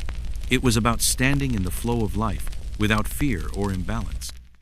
It was about dancing with the seasons, listening to the quiet hum of your ancestors' breath in the wind. The rhythm of your own blood was seen as part of the great cosmic song, whether that song was chi flowing through meridians, the steady beat of a drum in the dust, or the soft breath of a patient in the dark. These rituals worked because they gave meaning to the pain. They gave the sick a place to stand, a story to hold. They said, "This suffering isn't meaningless. There's a shape to it, and there's a path back." Even when the science was more poetry than precision, even when a Mesopotamian demon bowl couldn't kill a single germet, could ease a mind that was tangled in fear.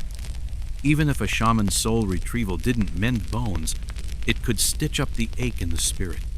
Where modern medicine focuses on pathogens and chemistry, ancient healers understood that humans are creatures of story. We want to understand why we hurt. We want to believe there's something we can do about it. Ancient healing gave people both: an explanation, spirits, imbalance, ancestral rat hand, a path back to the fire. These weren't sterile clinics. They were communal spaces, alive with drumming feet, low songs, and the smell of cedar smoke. The healing was messy, yes, but it was powerful because it wasn't done alone. And here's the twist. After centuries of scientific triumph, the world is coming full circle. Modern medicine is beginning to remember what the old ways knew, that the mind and body are one river, not two. That meditation can calm the heart. That music can heal wounds invisible to the eye. That plant-based medicines can do what lab-made chemicals can't. Even psychedelic-assisted therapies guided journeys into the mind's hidden plaza secho, the ancient practices of the shamans who danced with spirits to bring a soul home. Hospitals now incorporate music, aromatherapy, culturally rooted ceremonies that acknowledge the whole person.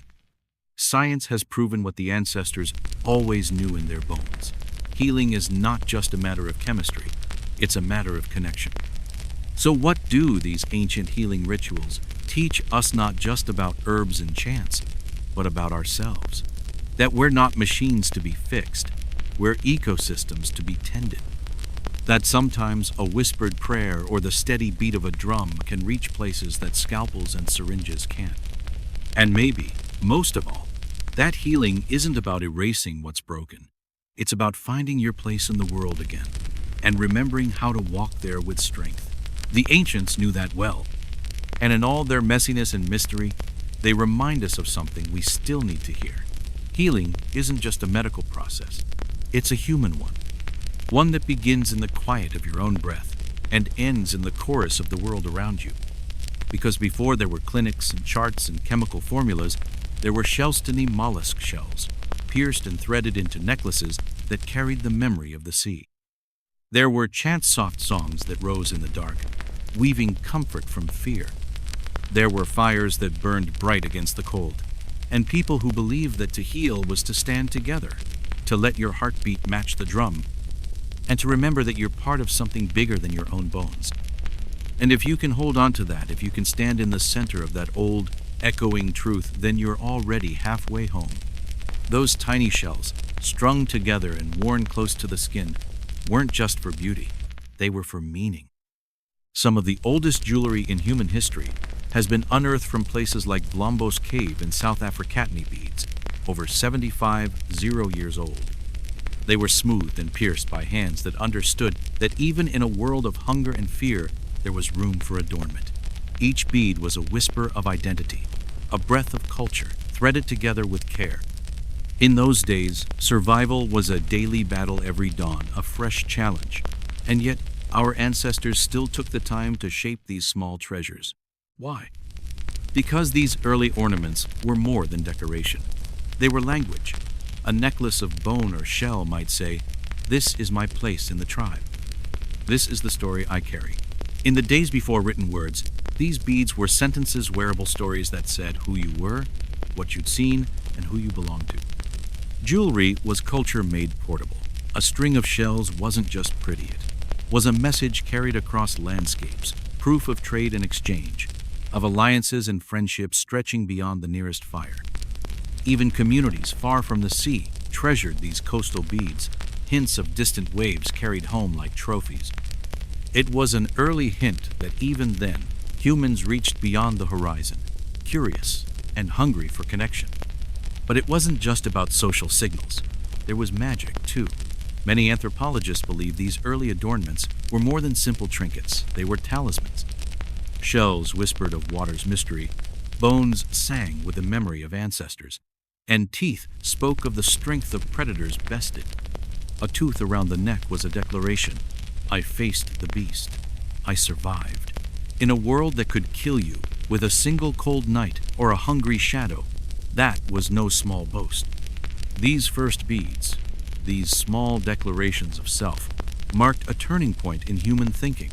They showed an awareness not just of what lay inside a person, but of how that self appeared to others. To string a shell around your neck was to say, "This is who I am, and I want you to see me."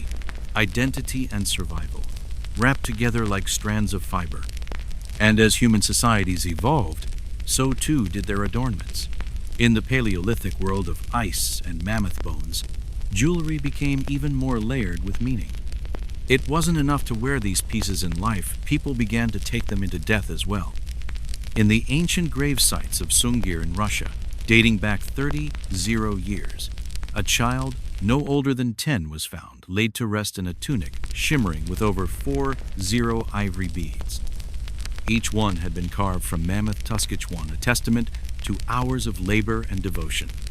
Thousands of hours spent shaping those tiny beads, threading them one by one, to cloak a child in beauty and protection for the journey beyond. What does that tell us? That jewelry had become something more than a way to mark life. It had become a sacred farewell, a promise of safe passage into whatever waited after breath, a talisman for the soul's journey. These pieces weren't rushed or careless. They had symmetry, rhythm, and pattern, evidence of an aesthetic sense far older than we used to believe. Pendants shaped like animals, beads carefully aligned in repeating patterns, bracelets carved from reindeer antlerall, hinting at both technical skill and spiritual purpose. And the materials they used told their own stories. Baltic amber, found far from its coastal origins, hints at long-distance trade routes, pathways of exchange that crisscrossed icy lands.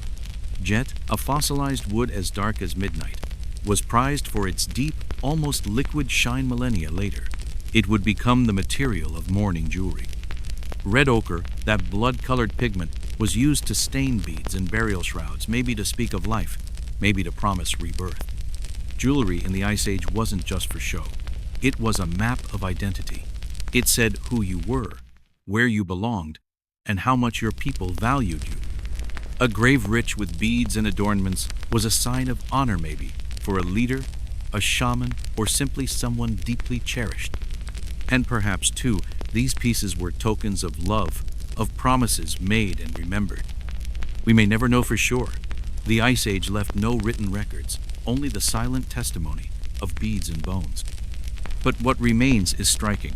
Even in the coldest, harshest world, humans took time to shape beauty, to wrap themselves in art. Jewelry was a quiet rebellion against the indifference of natura, refusal to be swallowed up by the ice and the dark. As humanity stepped out of the Paleolithic and into the Neolithic and Bronze Ages, jewelry took on new roles. No longer just markers of family or spirit, these pieces became tools of power.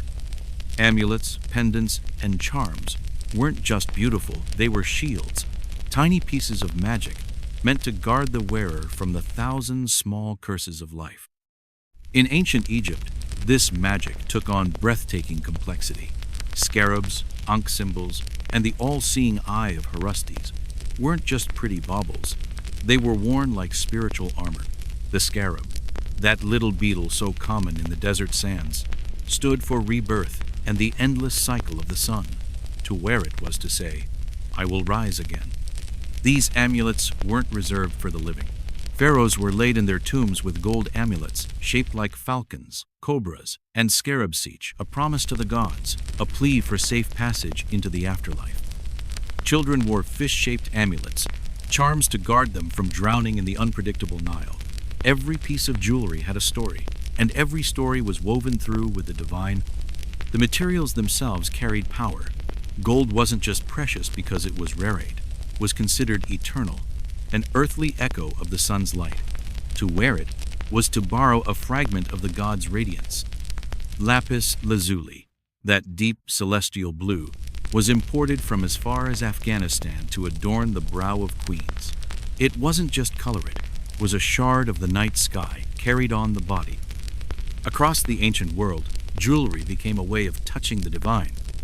In Mesopotamia, cylinder seals, carved from semi-precious stones, carried both beauty and bureaucracy, tiny amulets that marked ownership, but also prayers pressed into soft clay.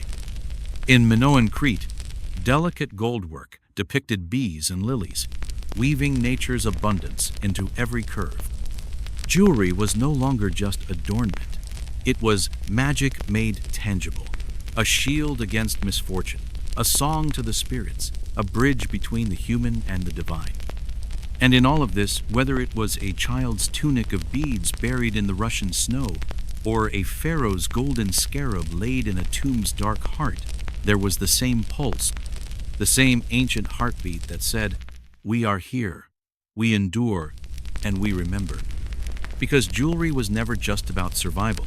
It was about meaning, about taking the raw materials of the earthbone, shell, stone, and threading them together until they became something more than the sum of their parts, something that could speak in the language of the soul. It was about belonging, about defiance in the face of cold winds and long nights, about the power of beauty to carve a place for the human spirit in a world that can be both cruel and breathtaking. And maybe, in the quiet moments when you run your fingers over the smooth curve of a shell or the weight of a pendant at your throat, you can still feel that ancient echo, the promise that even in the hardest times, there is always room for art, always room for meaning. Because when the world grows cold, we wrap ourselves in what we can make. And in that making, we remember who we are. In those ancient worlds, gold wasn't just rare, it was believed to be imperishable, the very flesh of the gods. To the Egyptians, it was the color of the sun's promise, the eternal glow that refused to fade even in death's cold embrace. Lapis lazuli, a deep celestial blue drawn from the heart of distant mountains, was thought to grant vision into realms beyond the mortal. It wasn't just a gemmet, it was a shard of the night sky itself. Dot turquoise, carnelian, Phaean siege, carried its own weight of magic and memory. Jewelry became a kind of secret code, tiny cosmic ideas strung together and worn close to the skin. In Mesopotamia, these beliefs thrived too. There, jewelry didn't just sparkle in the light, it carried power. Cylinder seals were carved with protective deities, worn around the neck like keys to unlock the divine. Beads, etched with sacred symbols, were believed to keep disease and demons at bay, transforming a simple necklace into a shield. Even kings, those men who measured their worth in palaces and conquest, wore jewelry, not just as a display of wealth, but as spiritual armor. Heavy bracelets, collars, earrings, each was a whisper to the gods, a promise of faith, a plea for favor in a world that never promised safety. The ancient Greeks took up this mantle too, weaving their own spells into gemstones. Soldiers carried amulets into battle, engraved with gods and monstrosity, warriors of stone and faith. One figure above all was favored, the Gorgonian, the head of Medusa, whose gaze could turn evil to stone. It was worn like a curse turned back on itself, a defiance of everything that sought to harm. These amulets weren't just for kings and heroes.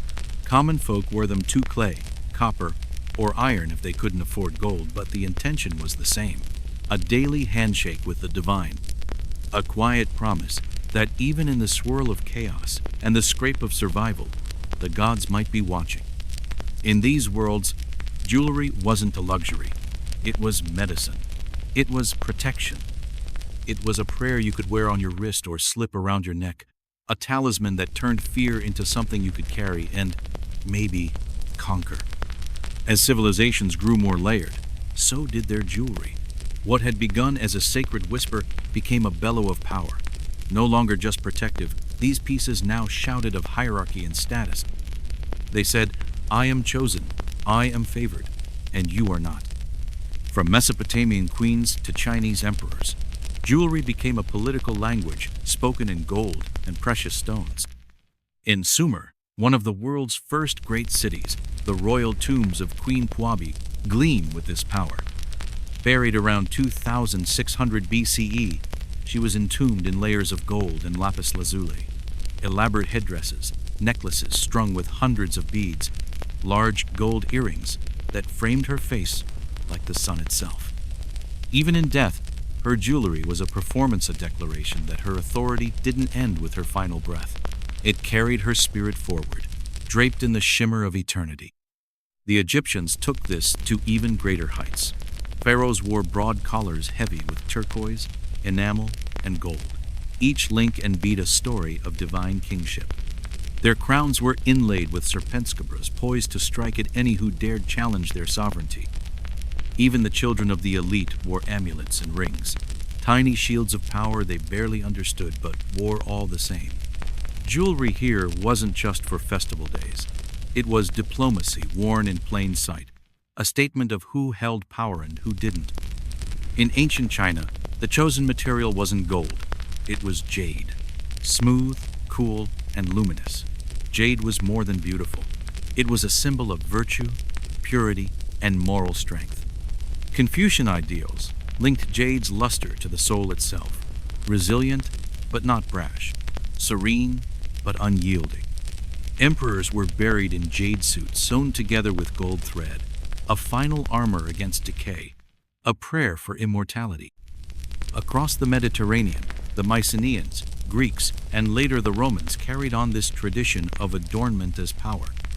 Mycenaean lords wore gold wreaths shaped like laurel leaves, the emblems of victory, during funerals and rituals, an echo of the sun caught in metal.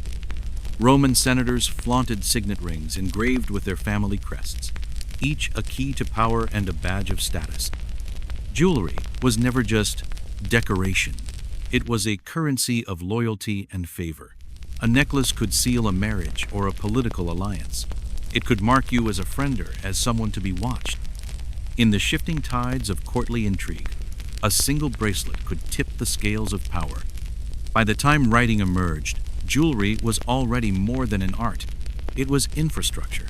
It carried the weight of law, of faith, of empire. A subtle language of command, worn around the throat, draped across the chest, flashed in a single lift of the hand.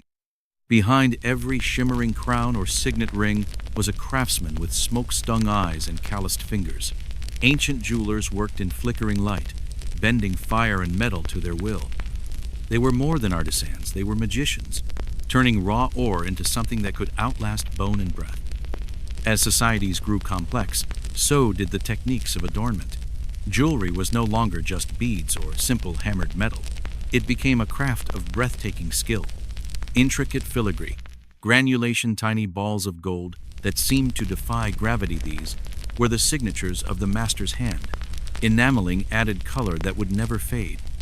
Inlays of lapis or turquoise turned metal into canvases for cosmic dreams. And always, always, there was the story. The amulet that warded off the evil eye. The pendant that tied a child to the protection of the ancestors. The bead that sang of distant coasts and rivers that glittered like a promise.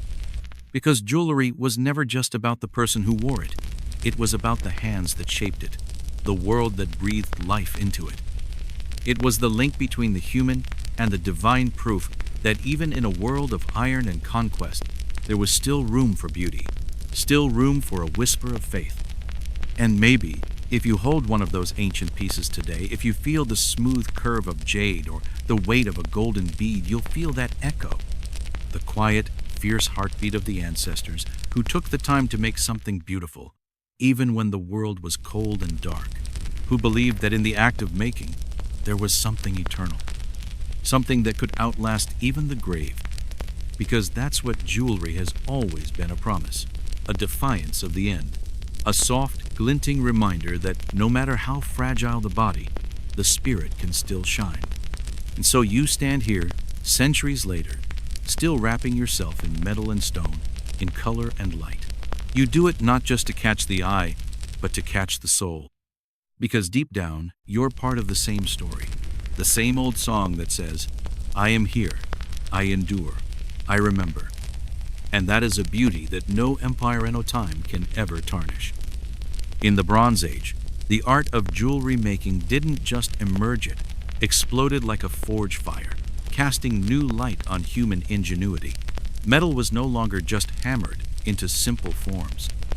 It became art, engineering, and alchemy, all at once, often centuries ahead of its time. In the hands of ancient artisans, raw metal turned into something more, a statement, a story, a piece of the cosmos worn around the neck. .com. Picture the Minoans of Crete, crafting gold jewelry so refined it could pass for modern art. Tiny bees, wings outstretched and glistening, cradled drops of honey suspended like captured sunlight. Lions roared in mid-motion, and goddesses took flight in miniature, wings flaring against time's slow erosion. These pieces weren't just ornaments. They were miniature myths, fragments of the gods made to rest against mortal skin. Egyptian goldsmiths took the magic even further. With blowpipes and patient breath, they coaxed fire to bend to their will. Open molds waited for molten gold to flow in rivulets, shaping amulets and collars so elaborate they still stun the modern eye. From the tomb of Tutankhamun, a scarab pectoral emergessa piece so intricate it defies comprehension. It contains not just gold, but Libyan desert glassa substance, born from an ancient meteorite's fiery kiss to the sand. Here, jewelry wasn't just decoration, it was cosmic. Meanwhile, in the Indus Valley and across the bustling markets of Mesopotamia, craftsmen were discovering new ways to bind beauty to metal. They drilled through stone using bow and string mechanisms, each spin of the drill a small victory against the stubbornness of the earth. They perfected intaglio carving, etching tiny scenes onto seal stones that were more than art. They were identity, protection, and a prayer all at once. And then there was lost wax castingan, innovation so elegant it still echoes in modern workshops. It began as a wax figure, a small dream of the final form. Coated in clay, the wax melted away in the kiln's heat, leaving a hollow that could be filled with molten metal. The result? Rings, earrings, pendants lightweight yet complex, fragile and strong in equal measure. This wasn't just jewelry. It was a testament to the human ability to see what didn't yet exist and bring it into being. By the time of the Etruscans and the Greeks, jewelry had become an entire industry. Specialized workshops hummed with activity engravers, polishers, gem cutters, each adding their skill to the final masterpiece. Techniques like filigree delicate threads of gold woven together and granulation tiny gold beads fused to create shimmering surfaces were perfected. Hinges, clasps, even tiny lockets appeared, turning jewelry into something both practical and profoundly personal. These advances weren't just about luxury, they were about possibility. They told stories of trade, of cultural exchange, of the human spirit's refusal to stop at good enough. The rise of the jeweler meant that identity itself could be crafted, refined, and carried on the body for all to see. As trade routes snaked across deserts and oceans, jewelry became more than local tradition. It became a symbol of connection, of diplomacy, of empire, of dreams stretching across continents. A single gemstone might cross a dozen kingdoms, and as many languages before it finally came to rest on the breast of a queen or the hilt of a warrior's sword. Take lapis lazuli, stone of deep blue, more prized than gold in the ancient world. Its only known ancient source lay in the mountains of what is now Afghanistan. Yet these tiny pieces of sky turned up in Mesopotamian temples, Egyptian tombs, and even in the palaces of Mycenaean Greece. This wasn't mere trade. It was an exchange of ideas, of faith, of the shared belief that something so beautiful was worth any journey. Ancient merchants carried these treasures over mountain passes, through scorching deserts, along winding rivers. Their caravans were the arteries of the world, carrying not just goods but whispers of foreign lands. And the jewelry they carried became more than adornment, it was proof of the world's endless reach. The Phoenicians, those master sailors, became the middlemen of the ancient world.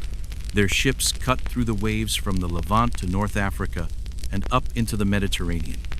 In their wake, they left more than glass beads.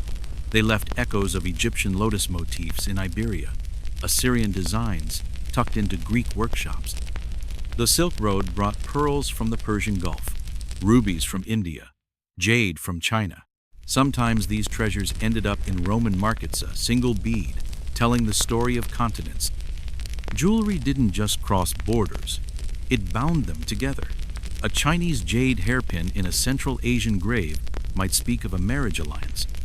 A Persian turquoise ring sold in a Greek port told of empires meeting on the same dusty road. Even war couldn't stop this trade. In fact, jewelry often became part of the negotiation.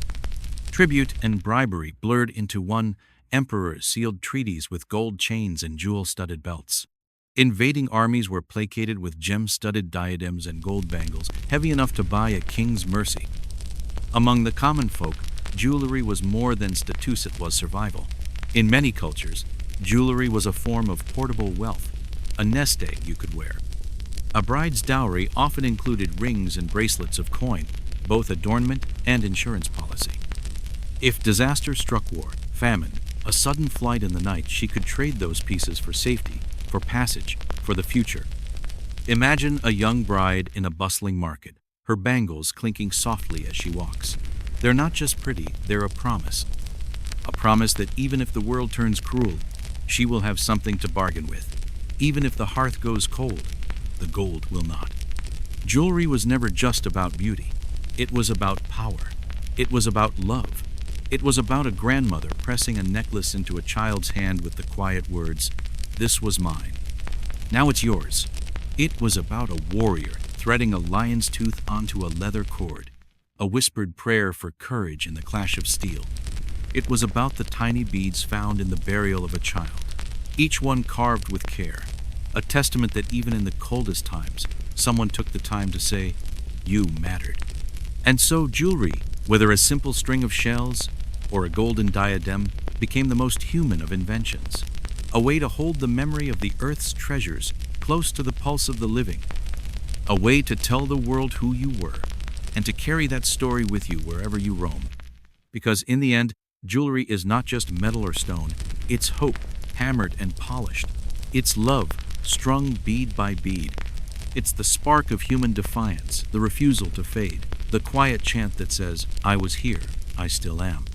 And as long as there are hands to shape it and stories to wear it, jewelry will never just be an accessory. It will be a promise, a legacy, a talisman against the darkness.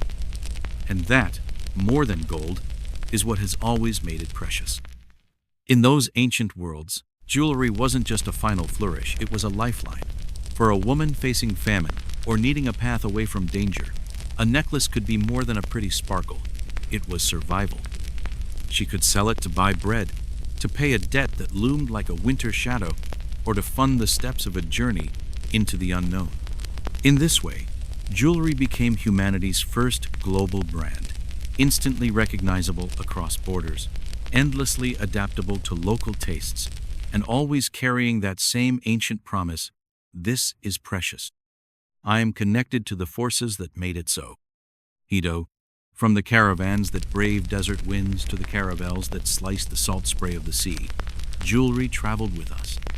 Part ornament, part passport, part promise, it moved in step with the beating hearts of those who wore it, their stories woven in every glint of gold or bead of bone. While jewelry began as a marker of status and divine protection, it eventually took on another, more intimate role, the symbol of love. Long before diamond rings sparkled in velvet boxes, humans marked their bonds with beads and bangles, with rings and talismans. In ancient Egypt, rings weren't merely decorative, they were vows encircled in metal. Their circular shape, with no beginning and no end, whispered of eternity. Woven from reeds, shaped from ivory, or cast in soft gold, these rings were exchanged by couples who believed in the promise of endlessness.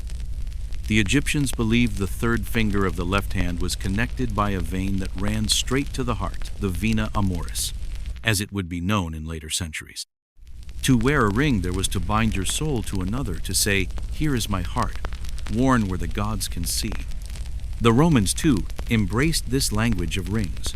Betrothal bands called annulus pronubus were often ironed, a testament to strength and endurance. Some bore portraits of the couple, or hands clasped in a motif known as the fed, a symbol of unity that would echo through medieval Europe and beyond. These rings weren't just sweet nothings, they were legally binding, tied to dowries, inheritances, and the legitimacy of children yet to be born. Other cultures used bracelets, necklaces, or matching amulets to mark the bond of lovers. In some tribal societies, a pair of lovers might exchange talismans of bone or wood, items believed to stay spiritually connected no matter how far the wearers wandered. These tokens were more than tokens. They were lines of energy, invisible threads tying one life to another across distance and time. Weddings became showcases for these adornments. In India, a bride is wrapped in gold, nose rings, anklets, hairpieces, each shimmering curve a prayer for prosperity, protection, and fertility. The Mangal Sutra, a black beaded necklace tied by the groom, was more than a symbol. It was a shield, a silent vow worn against the skin. Across cultures, jewelry has carried secret messages of love. In Renaissance Europe, posy rings bore engraved verses hidden inside the band, visible only to those who shared the secret. Some held tiny compartments for perfume or locks of hair, small relics of devotion that turned a ring into a memory kept close.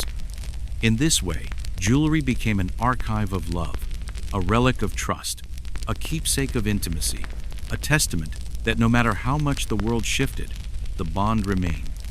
Passed from hand to hand, from heart to heart, these pieces whispered, "You are not forgotten, we are still linked."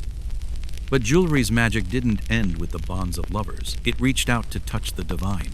Throughout ancient history, jewelry was a bridge to the gods, a visible sign of faith. It wasn't just about beauty or wealth, it was about invoking blessings, pushing back the shadows, and marking sacred roles. In Mesopotamia, priests and priestesses wore jewelry that was as much a spiritual uniform as it was adornment. Pectorals and headdresses shimmered with symbols, planets captured in gold, weapons of gods etched in silver, each piece a prayer cast in metal. To wear it was to wear the very shape of the cosmos. Egypt took this reverence further still. High priests donned jewelry to channel divine favor, not just to look splendid, but to align themselves with cosmic forces. The Manat necklace, heavy with beads, was more than ornament. Worn by the priestesses of Hathor, it was believed to bring fertility and divine music to the one who shook it. In ceremonies, they rattled the Manat, calling the goddess's laughter down into the mortal world. The famed Usek collar, seen in so many painted tombs, was a solar symbol in itself. Its wide, curved shape echoed the journey of the sun god Ra across the sky. To wear it was to echo that journey in miniature, to weave the light of dawn into each breath. In India, too, jewelry was woven into the fabric of faith. Hindu and Buddhist traditions saw earrings, bangles, and anklets not just as beautiful but as keys to spiritual health. Each piece was said to stimulate energy points on the body, aligning the chakras and inviting harmony. Gold was reserved for the divine, shimmering proof of purity and immortality. Statues of deities were draped in intricate gold jewelry, each offering a sign of devotion because the gods deserved beauty as rich as the world they watched over. Across the oceans in the ancient Americas, the Maya and Aztecs revered jade as the stone of life itself. Its cool green depths were more than beauty. They were a promise of fertility, of renewal, of balance. To hold a piece of jade was to hold a fragment of the eternal, and through it all, jewelry remained more than just metal or stone. It was a prayer you could wear, a memory you could carry, a promise you could keep close even as the seasons turn. Because even in the harshest of times, humans have always reached for beauty not just to decorate, but to declare, to say, I am here. I am part of something larger. Whether it was a mother's necklace tucked away for a daughter's future, or a soldier's amulet clutched before battle, each piece was a testament to the heart's refusal to be forgotten. As civilizations rose and fell, jewelry adapted. It became a language of power, a map of trade routes, a diary of devotion and defiance. And behind every gleaming pendant or carved bead was the quiet voice of the earth itself, offering up its treasures, and the patient, tireless hands of those who shaped them. So the next time you fasten a chain around your throat or slip a ring onto your finger, think of those who did it first in caves lit by flickering firelight, in temples heavy with incense, in markets that smelled of spices and sea salt. Think of the stories they told, the fears they chased away, the loves they bound with a single thread of gold or a bead of jade. Because jewelry isn't just something we wear, it's something we believe in. A promise that even in the hardest days, there will always be something to hold on to. Something to remind us that we are more than the dust that claims us. Something that says in a language older than words, you are precious. You are part of the world's endless, beautiful story. In the ancient world, jade wasn't just a stone. It was a heartbeat in mineral form, a cool, living breath of the earth. The Maya and the Aztecs saw it as life force captured in green light, more precious even than gold. Priests wore pendants carved from jade, each curve a prayer, each angle a bridge to the divine. When rulers died, they were buried with jade in their mouths, a final offering to guide the soul on its journey beyond. Even in the early days of Christianity, jewelry carried more than just beauty. It carried protection. Amulets inscribed with crosses or tiny images of saints weren't just pious, they were shields against the invisible. Worn by farmers and priests alike, these small pieces glowed with faith. They were whispers of divine favor, little bits of hope clutched close against plague, demons, and temptation. In every corner of the ancient world, spiritual jewelry was a universal language. A necklace was rarely just a necklace. It was a prayer, a boundary, a map of the heavens wrapped around your neck. It was a quiet promise that even in a world of chaos and shadow, you carried a spark of the eternal. As civilizations rose and fell, cities swallowed by desert sands, temples cracked by earthquakes, jewelry remained. Buried in tombs, hidden in ruins, passed hand to hand across generations. It was a vessel of memory. What began as beads on a string became something far greater, a statement of identity, a promise of belonging, a clue to lives once lived. In the burial sites of Scandinavia and Nubia, jewelry still speaks when bones have gone silent. A single brooch can reveal where someone came from. A ring can hint at the hands that once held it in a marriage, long turned to dust. A necklace of mixed beads, gathered from distant lands, tells of migration and trade, of a world bigger than any one life. Even how jewelry was worn layered across the chest, braided into hair, or hidden close to the skin tells us something about those who lived and died. These pieces weren't meant to fade with the flesh. They were meant to outlast it, to pass from mother to daughter, father to son, to keep the thread of memory unbroken, even when the world itself seemed to fray. Imagine a warrior's ring, slipped from finger to finger across generations, each new bearer, adding a story to the one already etched in the metal. Or a mother's pendant, pressed into the palm of her child on a wedding day, a promise of continuity in a world that never stands still. Jewelry was more than just wealth. In times of exile or crisis, it was the weight of identity itself. When cities fell and families scattered, what could you carry? Not the walls of your home, but the small pieces of your past that would not bend or break. A simple bangle could hold more meaning than 1,000 words, a memory of laughter, of love, of prayers whispered in the dark. Gold doesn't rust, gems don't rot. Long after the fires have cooled and the stories have slipped from memory, these pieces endure. They carry human fingerprints, not just the physical traces of touch and polish, but the marks of pride, of longing, of hope and heartbreak. Even today, we echo those ancient instincts. We inherit wedding bands, each scratch a record of decades of shared mornings. We wear necklaces with initials, lockets that hold the scent of someone lost but never gone. We keep jewelry in boxes, not for their price, but for the warmth of memory they hold. So when we look back at ancient jewelry, we're not just studying fashion or metallurgy, we're studying human longing, the longing to be seen, to be protected, to belong, to be remembered.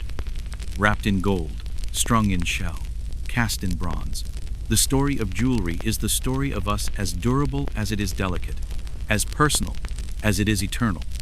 And now, beneath the golden wheat fields and the sleepy roads of northern France, there's a secret that few expect. Near the Somme River, outside the quiet village of Neours, lies a hidden city, not of stone towers or marble columns, but of tunnels and shadows. A massive underground labyrinth, carved into soft chalk, winding for more than 3 kilometers beneath the earth. It's easy to miss from above, a small entrance in the woods, a doorway to another world.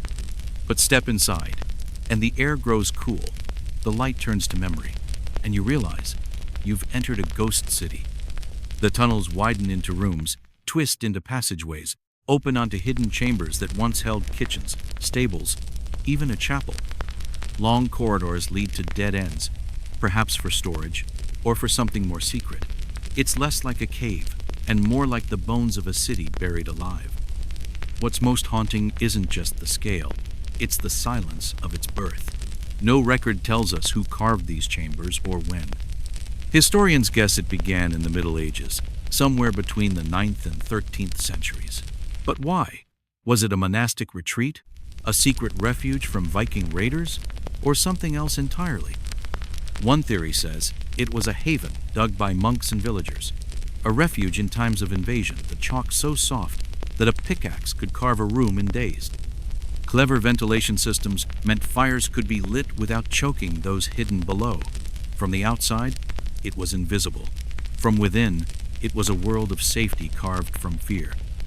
Over time, the city beneath Neours grew. Wells were sunk deep into the earth. Smoke chimneys were hidden in hollowed-out tree trunks. Horses were stabled underground, their hoofbeats muffled in the dark. A city within a city, built to endure what the surface could not. And yet, for centuries, this ghost city vanished from memory until a priest with a passion for history stumbled across its secrets in the 19th century. But even that was only the beginning. What started as a medieval refuge would find new life centuries later. In the war to end all wars, World War I soldiers found their own sanctuary in Naurs. They scratched their names into the walls, carving echoes of themselves into the chalk. French, Australian, British, thousands of names, a testament to young men who crouched in the dark and waited for a dawn that might never come. To walk through Naurs is to step into a blueprint of an invisible civilization. The walls, cool and chalky to the touch, whisper of centuries of labor. There are no signs of machines, no mark of haste. Just precision and patience, each chamber a testament to human hands and human hope. The chalk was soft, easier to cut than granite or marble. But the real challenge wasn't the digging, it was the engineering. How do you build a labyrinth without bringing it crashing down on your own head? How do you keep the air fresh when there's no sky to see? The people of Naurs figured it out. The rooms are arranged with a cunning that would impress any architect. Arched ceilings cradle the weight of the earth above, and secret vents pull in fresh air like the breath of the living. It's as if those who dug these tunnels understood something deep, that safety is never just a matter of walls, but of the spaces between them, that the silence of the earth can be turned into a fortress. And so Naurs remains a city of chalk and echoes, a memory of those who refuse to be forgotten. Like the jewelry of the ancient world, it's a testament to the human impulse to endure, to carve safety from darkness, to weave beauty into the hardest of times. Because whether it's a jade pendant pressed to a priest's chest, or a necklace handed down through generations, or a labyrinth of tunnels beneath a field of wheat, the message is always the same. We were here, we endured, and we left behind something that still glows in the quiet places, proof that even in the hardest times, we are more than the dust we leave behind. We are the stories we carve into stone, the promises we wear on our skin, the songs we sing when no one else can hear. And as long as those echoes remain, we are never truly gone. There's a logic to Naurs, a quiet brilliance in the way its hidden city unfolds beneath the earth. Living spaces carved small and tight, just enough to warm with the heat of breath and fire. Storage rooms, hollowed into the chalk, cool enough to preserve the taste of autumn apples or the last crumb of bread through the coldest months. And then, the communal halls broad enough for a gathering, suggesting a society that refused to be cowed even when the world above turned to war.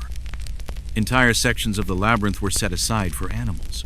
Horses in particular, stabled underground in shadows thick with quiet snorts and shifting hooves. Whoever built this place didn't just plan for days, they planned for weeks, even months. They carved their hope in the stone, a testament that they would not bend to the hammering of fate. Manius. But the most striking part of Naurs' genius lies in its hidden breadth, the ventilation shafts, dozens of them, narrow chimneys winding up from the depths to the world above. Hidden among trees and brush, they were masked by nature itself. From within, fires could burn, food could cook, lungs could draw sweet air, and no enemy would see the faintest thread of smoke rising to betray them. There's no sign of forced labor here, no frenzied rush of conquest. The halls of Naurs speak of a slow, deliberate creation expanded room by room as need grew, generation after generation adding their own quiet signature to the chalk. It's a testament to patience, to community, not a fortress of a king's decree, but a refuge born of cooperation and the hush of prayer. Walk through these tunnels and you'll see it. The doorways, carefully rounded to stand the weight of centuries. The ceilings, arched and reinforced with the kind of care that speaks to fear and to faith. There is no luxury in these walls, but there is beauty all the same. Beauty in the geometry of survival, in the way repetition becomes art when it's born of will and necessity. And perhaps that's why Naurs has endured. It wasn't carved by the orders of a throne or the whip of a conqueror. It was carved by families who understood that survival is its own form of holiness. That in the cold dark, there is still a kind of light when people come together. History keeps its secrets well, but there are whispers of who first dug into the soft white chalk of Neyours. In the dark years of the Middle Ages, northern France was a crossroads of violence. Vikings in their longships, mercenaries with empty bellies and sharp blades, armies that saw no difference between church and village. In those days, the monks stood at the front lines of faith and fear. Monasteries became more than places of prayer. They became sanctuaries of the body, as well as the soul. And so the theory goes, monks were the first to turn pickaxes on the chalk beneath Neyours. They dug not just to flee, but to keep the faith alive even in the dark. Hints of this echo through the tunnels. Deep in the labyrinth lies a chapel, its ceiling rising just enough to suggest something more than utility. A simple altar still holds its place, carved from the same stone as the rest of the city. There are faint etchings along the walls worn by time, but still breathing the memory of verses or blessings long lost to the world above. This was no storeroom, no bunker for warriors. This was a place for souls. But time is a river with many bends, and the monks were not the only ones to find shelter here.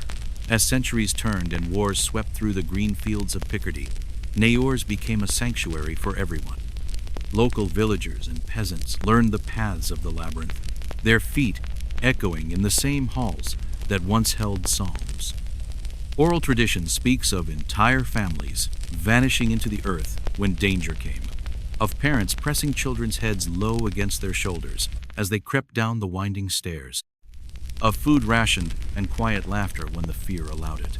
They say that at its height, Neyours could hold 0 souls. Imagine that, a hidden city, breathing in unison beneath the enemy's boots. Tam, picture it.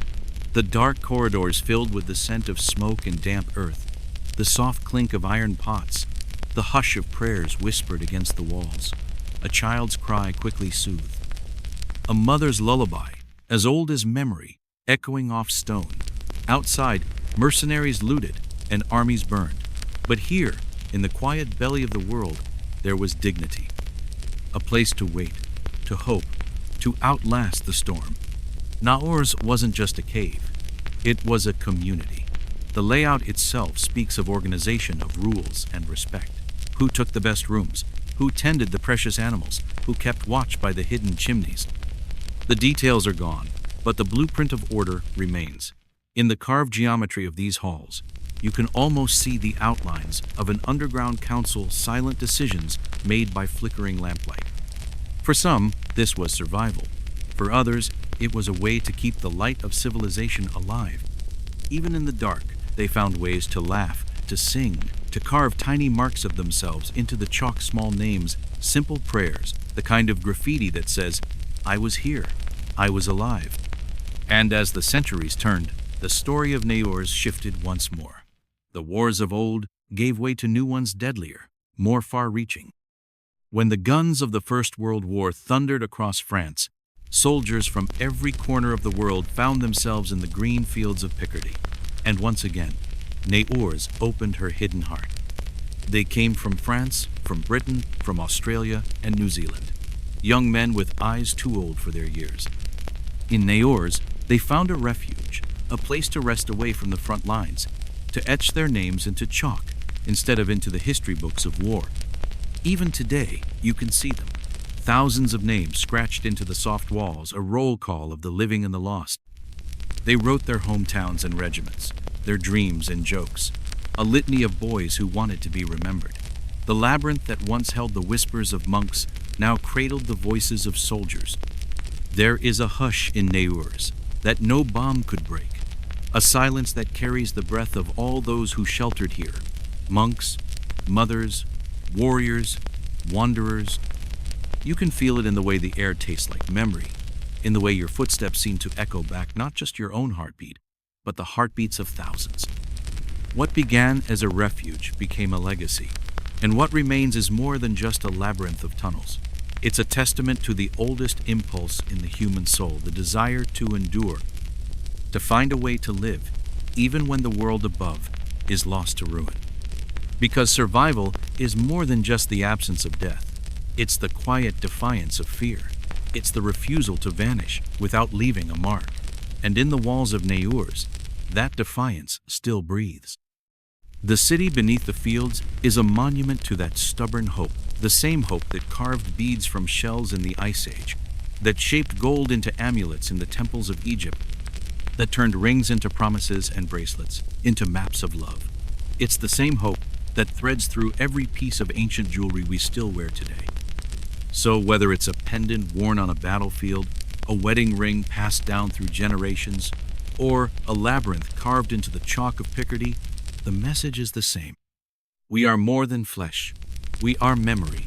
We are promise. And we will not be forgotten.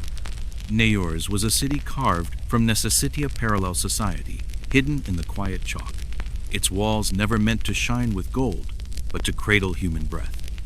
A labyrinth of hushed prayers and candlelight, built not out of luxury, but out of the urgent need to endure.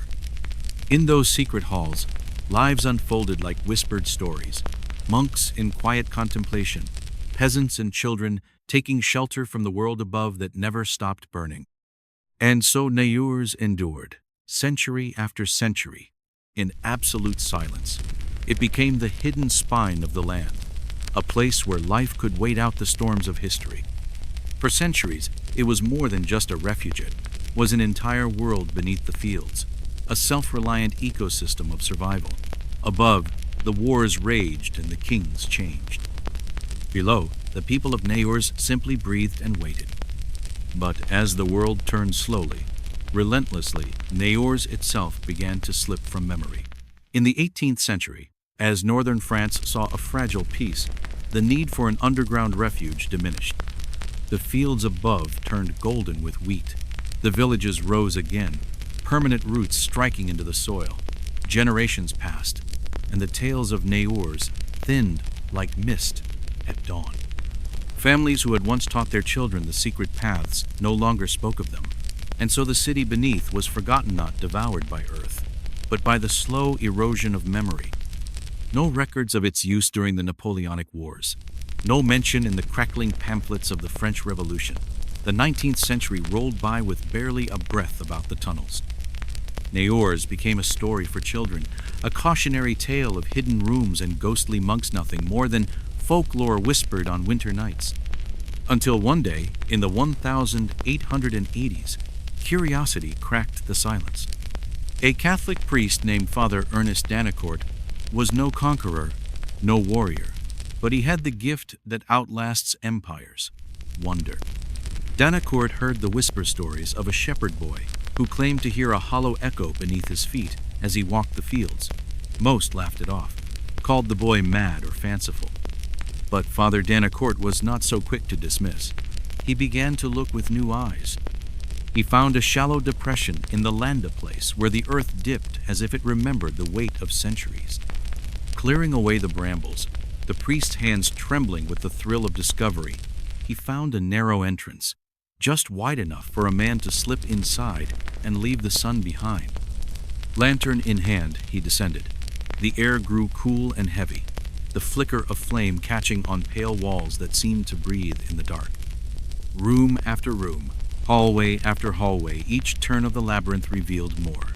Stables, kitchens, the ghost of a chapel, its altar worn but still waiting. Father Danicourt was the first in perhaps 150 years to walk those halls. In the soft echo of his steps, you can almost hear the centuries exhaling. He cleaned the rooms, mapped them with careful precision, and began to catalog the site with a scholar's patience. And in time, he opened Naurs to the world above. Visitors came in wonder, tramping down from the green fields to see this secret city that had hidden itself so well. They walked the silent streets of chalk, staring at walls that once held the laughter of children and the quiet prayers of monks. They marveled at how something so massive could slip from the memory of an entire people. And yet, even as he uncovered so much, Danicourt was left with questions that no lantern could illuminate. The medieval timelines he proposed were plausible, but the walls gave no dates. Some passages seemed newer, some older each tunnel, a question mark carved in white stone? Who had dug the deepest shafts? Who had sealed certain rooms? What secret decisions had been made in the dark? In the end, Danacord understood only one thing for certain. Naors had not been built by accident. It had been shaped by the same stubborn hope that had always driven humankind to dig beneath the weight of the world. Decades later, the world changed again. The peaceful wheat fields of Picardy were torn apart by a new kind of horror. The First World War turned northern France into a sea of mud and blood, a landscape of barbed wire and cratered no-man's lands. Above, the sky itself seemed to bleed artillery, roaring like a mad god. But even as the earth was torn open, Naurs remained. And in that terrible war, the labyrinth found a new purpose. Not soldiers from every corner of the world. France, Britain, Australia, New Zealand marched across the broken fields. In Naurs, they found more than shelter. They found a piece of the past that seemed to understand their fear. By flickering candlelight and the faint glow of carbide lamps, young men carved their names into the chalk walls. Thousands of names scratched in with bayonets, scrawled with pencils, written in the hurried hand of boys who knew that tomorrow might never come. They wrote their regiments in their hometowns: Sydney, Manchester, Toronto, a roll call of voices that had crossed oceans only to find themselves in the dark. Some etched small prayers, others the names of sweethearts left behind. One Australian soldier simply wrote, "I am still here." In those tunnels, laughter mingled with fear. Songs were sung to the chalky ceiling. Cigarette smoke curled in the stale air. And always, the scratching of names each one, a promise that even if the war swallowed them whole, they would not be forgotten. Today, the names remain a litany of the living and the dead. The labyrinth of Naurs is not just a monument to the Middle Ages. It is a testament to the stubborn, unyielding pulse of humanity. In every carved letter, you can feel the weight of someone's heartbeat, a boy's quiet vow to leave a mark that war could not erase. What began as a refuge carved by monks became a sanctuary for soldiers. What was once a prayer for safety became a testament to survival.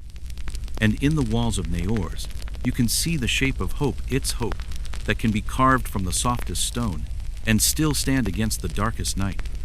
Because the story of Naurs is the story of every human who ever looked at the chaos of the world and said, "I will find a way to endure." It is the same story, whispered in the curves of ancient jewelry, in the patient etchings of a wedding ring, in the quiet prayers that echo through cathedrals and caverns alike.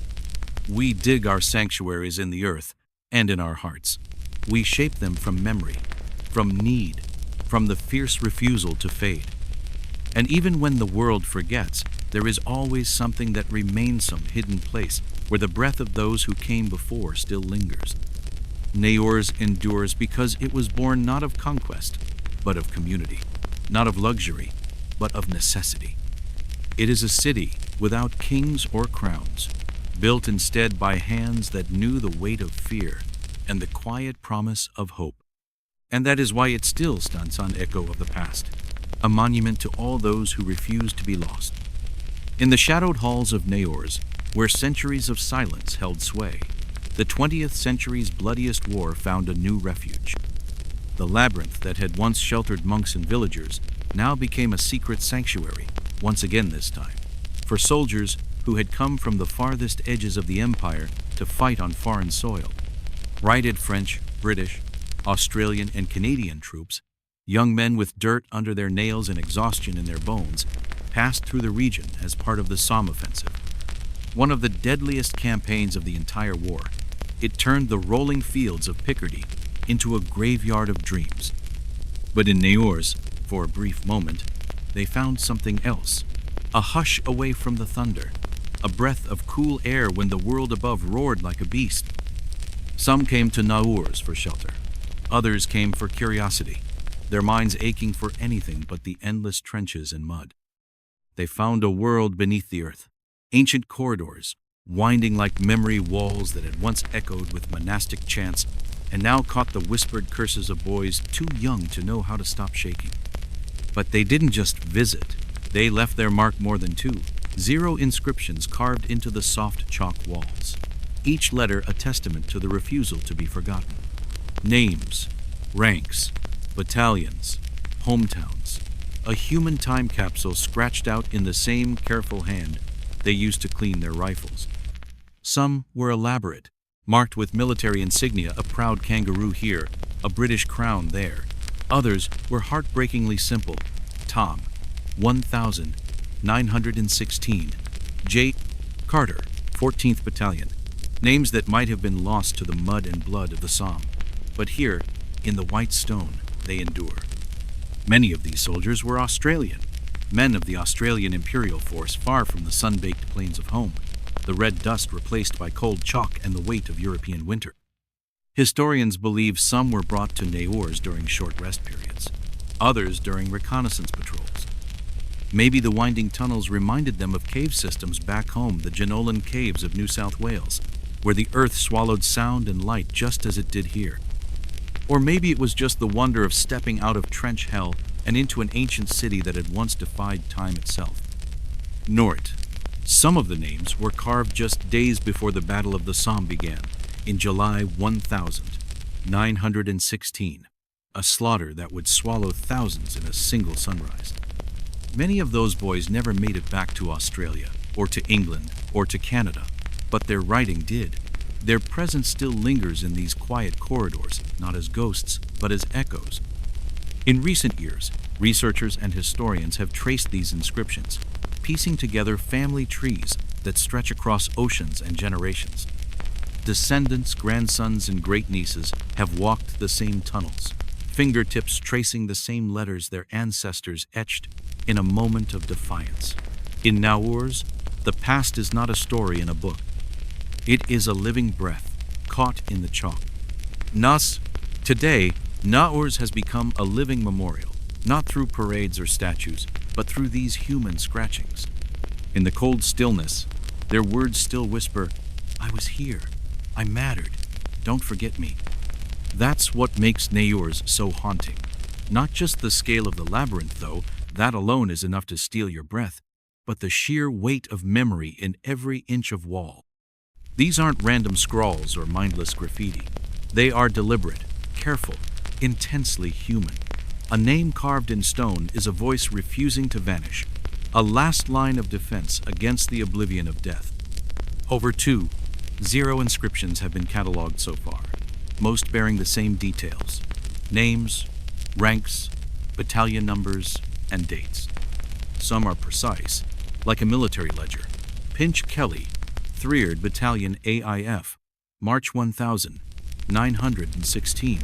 Others are more cryptic, just a set of initials, a year, or a single word. Home, peace. The chalk walls became a canvas of memory, each letter scratched out with the same discipline they brought to the front. In some sections of the tunnels, Australian soldiers from the 1st and 2nd Divisions claimed entire walls, turning them into unofficial regimental memorials. Names layered like sediment, each one a breathless defiance of the dark. It wasn't about ego, it wasn't about conquest, it was about being remembered. In the madness of war, with the noise and fury above, there was something grounding about carving your name into the quiet. A simple mark in the stone to say, "I was here, I lived." Some went further. They carved their hometowns, Sydney, Perth, Manchester, small talismans of home carried in the heart of a labyrinth far from everything they loved.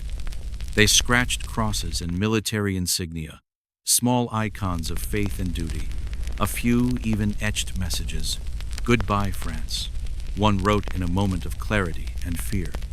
Another simply marked the wall with "Still alive." And then there are the dates. So many from the spring and summer of 1916, the days before the Somme erupted in flame and ruin. The proximity of these peaceful carvings to the slaughter above makes Naurs feel like a moment of suspended time, a held breath before the storm. In the years since, military historians and genealogists have pored over these names, using them to stitch families back together across decades. Descendants who thought their ancestors had vanished into the mud of history find them here instead, alive in the stone, their stories still waiting to be heard. Some descendants have come to Naors themselves. They walk the same tunnels, their fingers tracing the names of grandfathers or great-uncles. They stand in the same small rooms where laughter might have echoed once, or where a young man wrote his name because he was too afraid to say it out loud. In those moments, the labyrinth is no longer a relic. It is a family reunion across centuries. Because in the end, that's what these carvings are: a defiance of erasure, a refusal to be lost. In a war that turned fields into graveyards and men into numbers, Naors is a chorus of names, each one a story that could not be silenced. And so the labyrinth remains, a sanctuary of memory as much as of stone. The chalk walls hold not just the ghosts of the past, but the beating hearts of those who refuse to become ghosts at all. When you walk those tunnels now, the air feels different. It's heavy, yes, but alive with the weight of all those voices. You can almost hear them in the silence: the low murmur of boys sharing a cigarette, the soft scrape of a knife on chalk, the half-laugh, half-sigh of someone who still can't believe how far from home he's come. Naors is more than a labyrinth. It's more than a refuge. It's a reminder that even in the worst of times, we reach for the same thing: to be seen, to be remembered, to carve our names into something that will outlast the noise. In those white walls, you can still feel it, the stubborn spark that says, "I was here. I mattered." And in that simple truth, whispered in stone, Naors remains not just a relic of the past, but a promise to the future. 'Cause long after the guns fell silent, after the last echoes of war had slipped away, the names remain. They stand like sentinels in the chalk guardians of memory, of laughter, of lives too young and too bright to be forgotten. In the labyrinth beneath the fields of Picardy, Naors was never just tunnels carved in chalk. It became something far deeper, far older, a living document etched not in parchment or paper, but in the stubborn breath of men who refused to be erased. Each name carved into the walls wasn't just a mark of presence, it was a final vow. I was here. I mattered. I will not be forgotten. And yet, after the Great War ended, silence fell once more over the labyrinth. The soldiers were gone, many of them forever, swallowed by fields of crosses and graves that blurred into the horizon. Naors became a quiet place again, the names they carved fading beneath layers of dust and chalky damp. In those first years after the guns fell silent, the labyrinth was visited here and there, a curiosity to the living, a quiet echo of something too vast to put into words. But for most, it became little more than a footnote to the Wara hidden relic that spoke too softly to compete with the thunder of history's louder battles. Decades slipped by, and Naors seemed to vanish into the same fog that swallows so many memories. Between the wars, it was opened up here and there, its dark halls a novelty for curious wanderers. After World War II, it was reopened once again, listed in glossy brochures as a medieval oddity, a quaint underground city to wander through on a Sunday afternoon. But what those pamphlets couldn't say was what truly lay beneath the surface. Visitors strolled through the dim corridors, lanterns bobbing, laughter echoing faintly. They passed the walls of chalk like casual guests at a museum, never realizing they were brushing past the final words of boys who never came home. Each faint scratch in the stone was a heartbeat frozen in time, but few stopped to listen. Worse still, the labyrinth suffered for its own quiet. The gentle chalk that had once cradled lives began to crack under the weight of careless hands. Lighting rigs scorched the ancient graffiti. New markings tourist names, idle doodles were, scratched in next to the century-old signatures of soldiers who had written not for glory, but for memory. Hoot, dust, and mold grew in the dark corners. The slow rumble of footsteps and the vibration of modern visitors began to eat at the stone itself. And so, the true weight of Naorsit's spirit, its whispered voices remained buried, wrapped in a cloak of souvenir shop tales and shallow retellings. The inscriptions were there, clear as a bell to anyone willing to see, but no one was really looking. It took nearly a century for that silence to crack open once more. In 2014, a team of French archaeologists, led by Gilles Prilot, arrived at Naors. They were there to conduct a simple survey, just another set of measurements, another routine check, but what they found was nothing less than a second heartbeat for Naors. As the light from their headlamp swept across the walls, they realized that the faint etchings weren't just medieval musings or idle chatter. They were thousands of names, ranks, battalions etched into the chalk by the hands of soldiers who had stared down death and found a quiet place to carve their souls. This was no casual graffiti. It was a vast, undocumented war archivian, entire chapter of the Great War hidden in plain sight. Each name a testament to the stubborn refusal of life to vanish without a trace.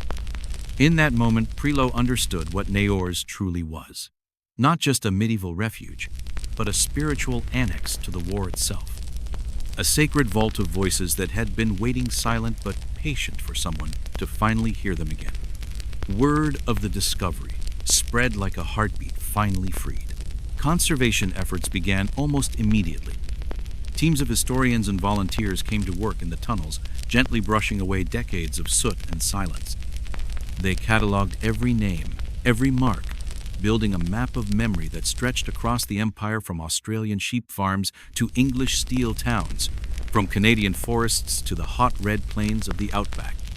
Digital scans captured the labyrinth in exquisite detail, preserving even the faintest scratch of a name for generations yet to come. Scholars wrote papers, military historians pieced together old stories, and genealogists traced family lines through the quiet corridors of chalk. The labyrinth that had once been a novelty was reborn as a bridgeway for the living to reach back and touch the breath of the past. Families came from across oceans, Australians tracing their grandfathers' names in the stone, Canadians finding the echoes of uncles they'd only known in black and white photographs. For some, it was a homecoming they never expected. For others, it was the first time the war became something more than a story in a history book. One woman, tracing her great-uncle's name with trembling fingers, whispered, "He was here." In that moment, the chalky corridor seemed to breathe around her, the names of the lost echoing like a pulse in the dark. But even as the world finally took notice, the silence of those lost decades lingered a quiet ache for all the years when no one saw, no one listened. For nearly 100 years, those names had waited. The labyrinth had watched the world forget them, watched the careless lights of tourists skip past them like fireflies that never paused long enough to see the stories written in stone.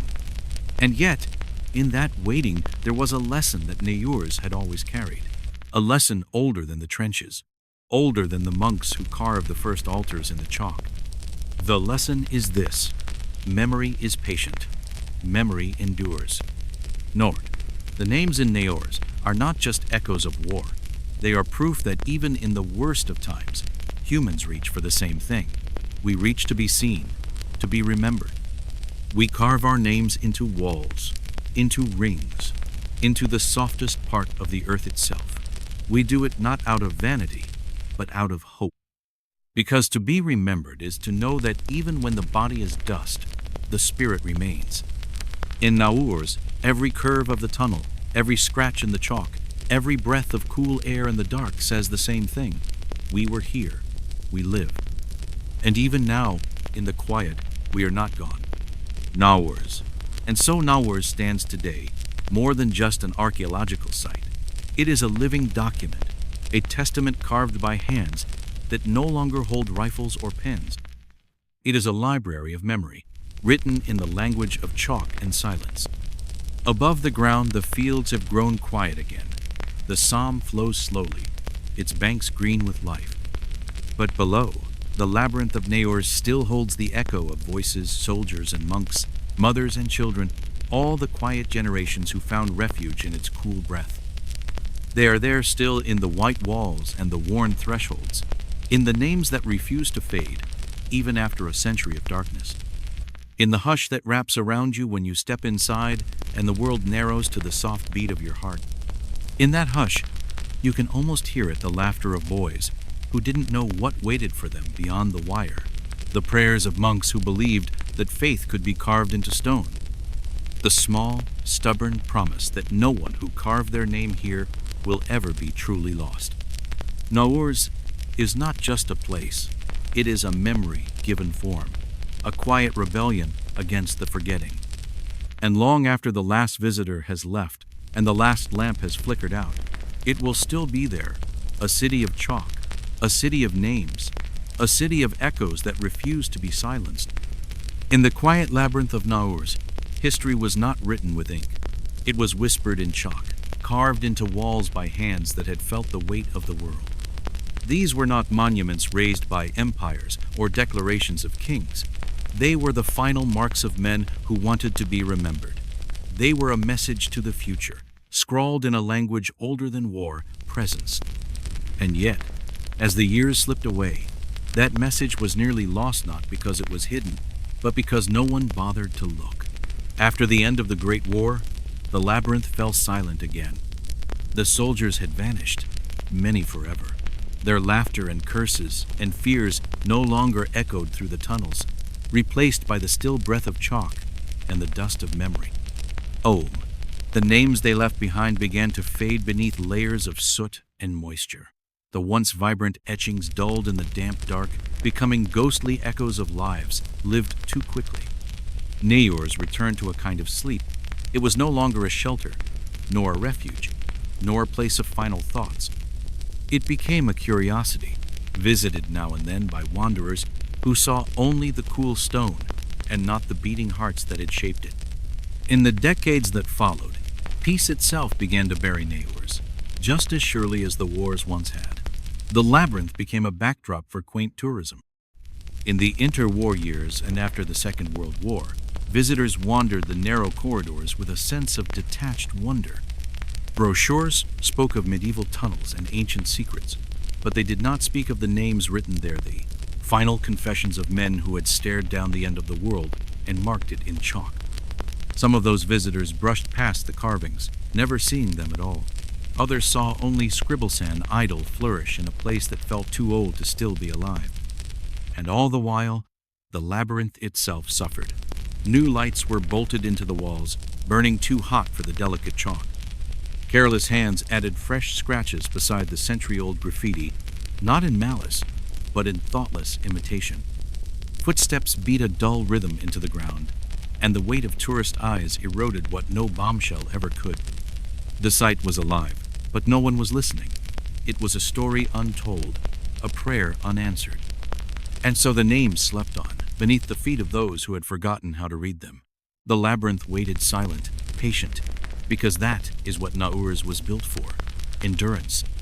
It wasn't until 2014, almost 100 years after the boys of the Somme had last scratched their names into the walls, that the labyrinth's quiet song was heard again. A French archaeologist, Gilles Prilot, arrived at Naurs with a team of researchers. They came not to chase ghosts, but to study the site's medieval bonesets, architecture, its shape. They expected ancient prayers, not modern confessions.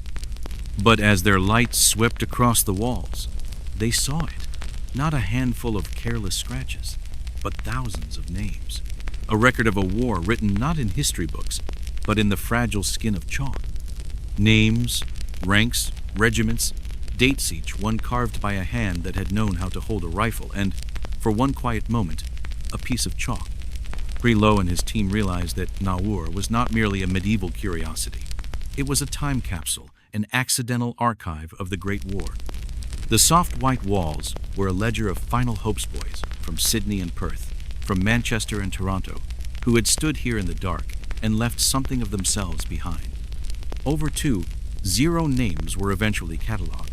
Many of them belonged to Australian soldiersmen of the Australian Imperial Force who had traveled halfway around the world to die in fields they'd never seen on maps. Some of the names were accompanied by regimental badges or kangaroos scratched out with pride. Others were heartbreakingly simple. A single word, home. A date, July 1916. A name, Tom. 17. This was not just idle vandalism. It was memory, written in the only way they knew how. Each line was a refusal to vanish, a quiet testament to the lives lived in the shadow of death. One Prilot called it the largest underground concentration of World War I inscriptions ever found. It wasn't just a few soldiers passing through. was a river of young men, each leaving behind a mark in the chalk. Some of them never made it home, but here, in the tunnels, they remain. News of the rediscovery spread like wildfire. What had been a footnote became a headline.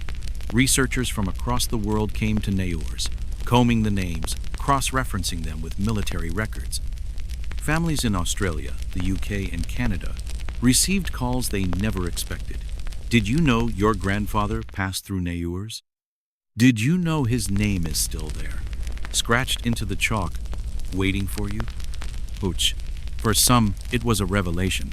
The name on a medal in a dusty drawer became a living voice.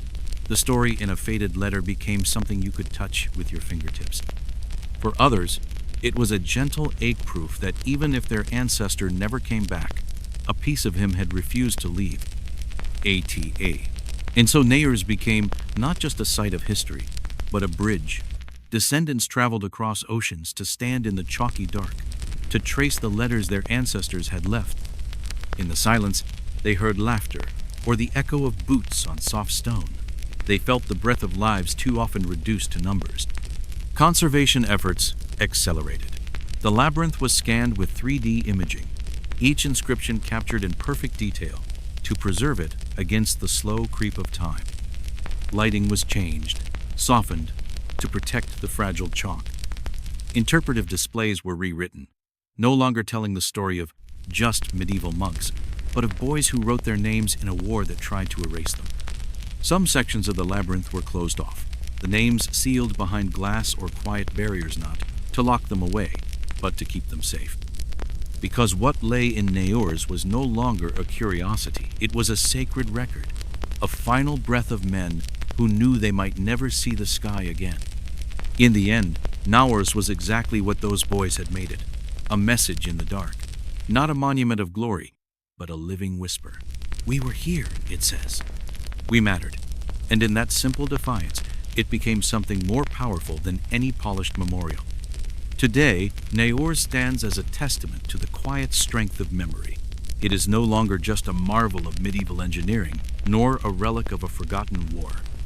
It is a symbol of what it means to endure it, to carve your name into the stone, even when the world above is shaking apart. It is a reminder that history does not belong to the loudest voices or the grandest statues. It belongs to those who take a moment, in the dark, to leave a mark, to say, I was here, in Naurs. That mark still speaks, even when the world above grows silent.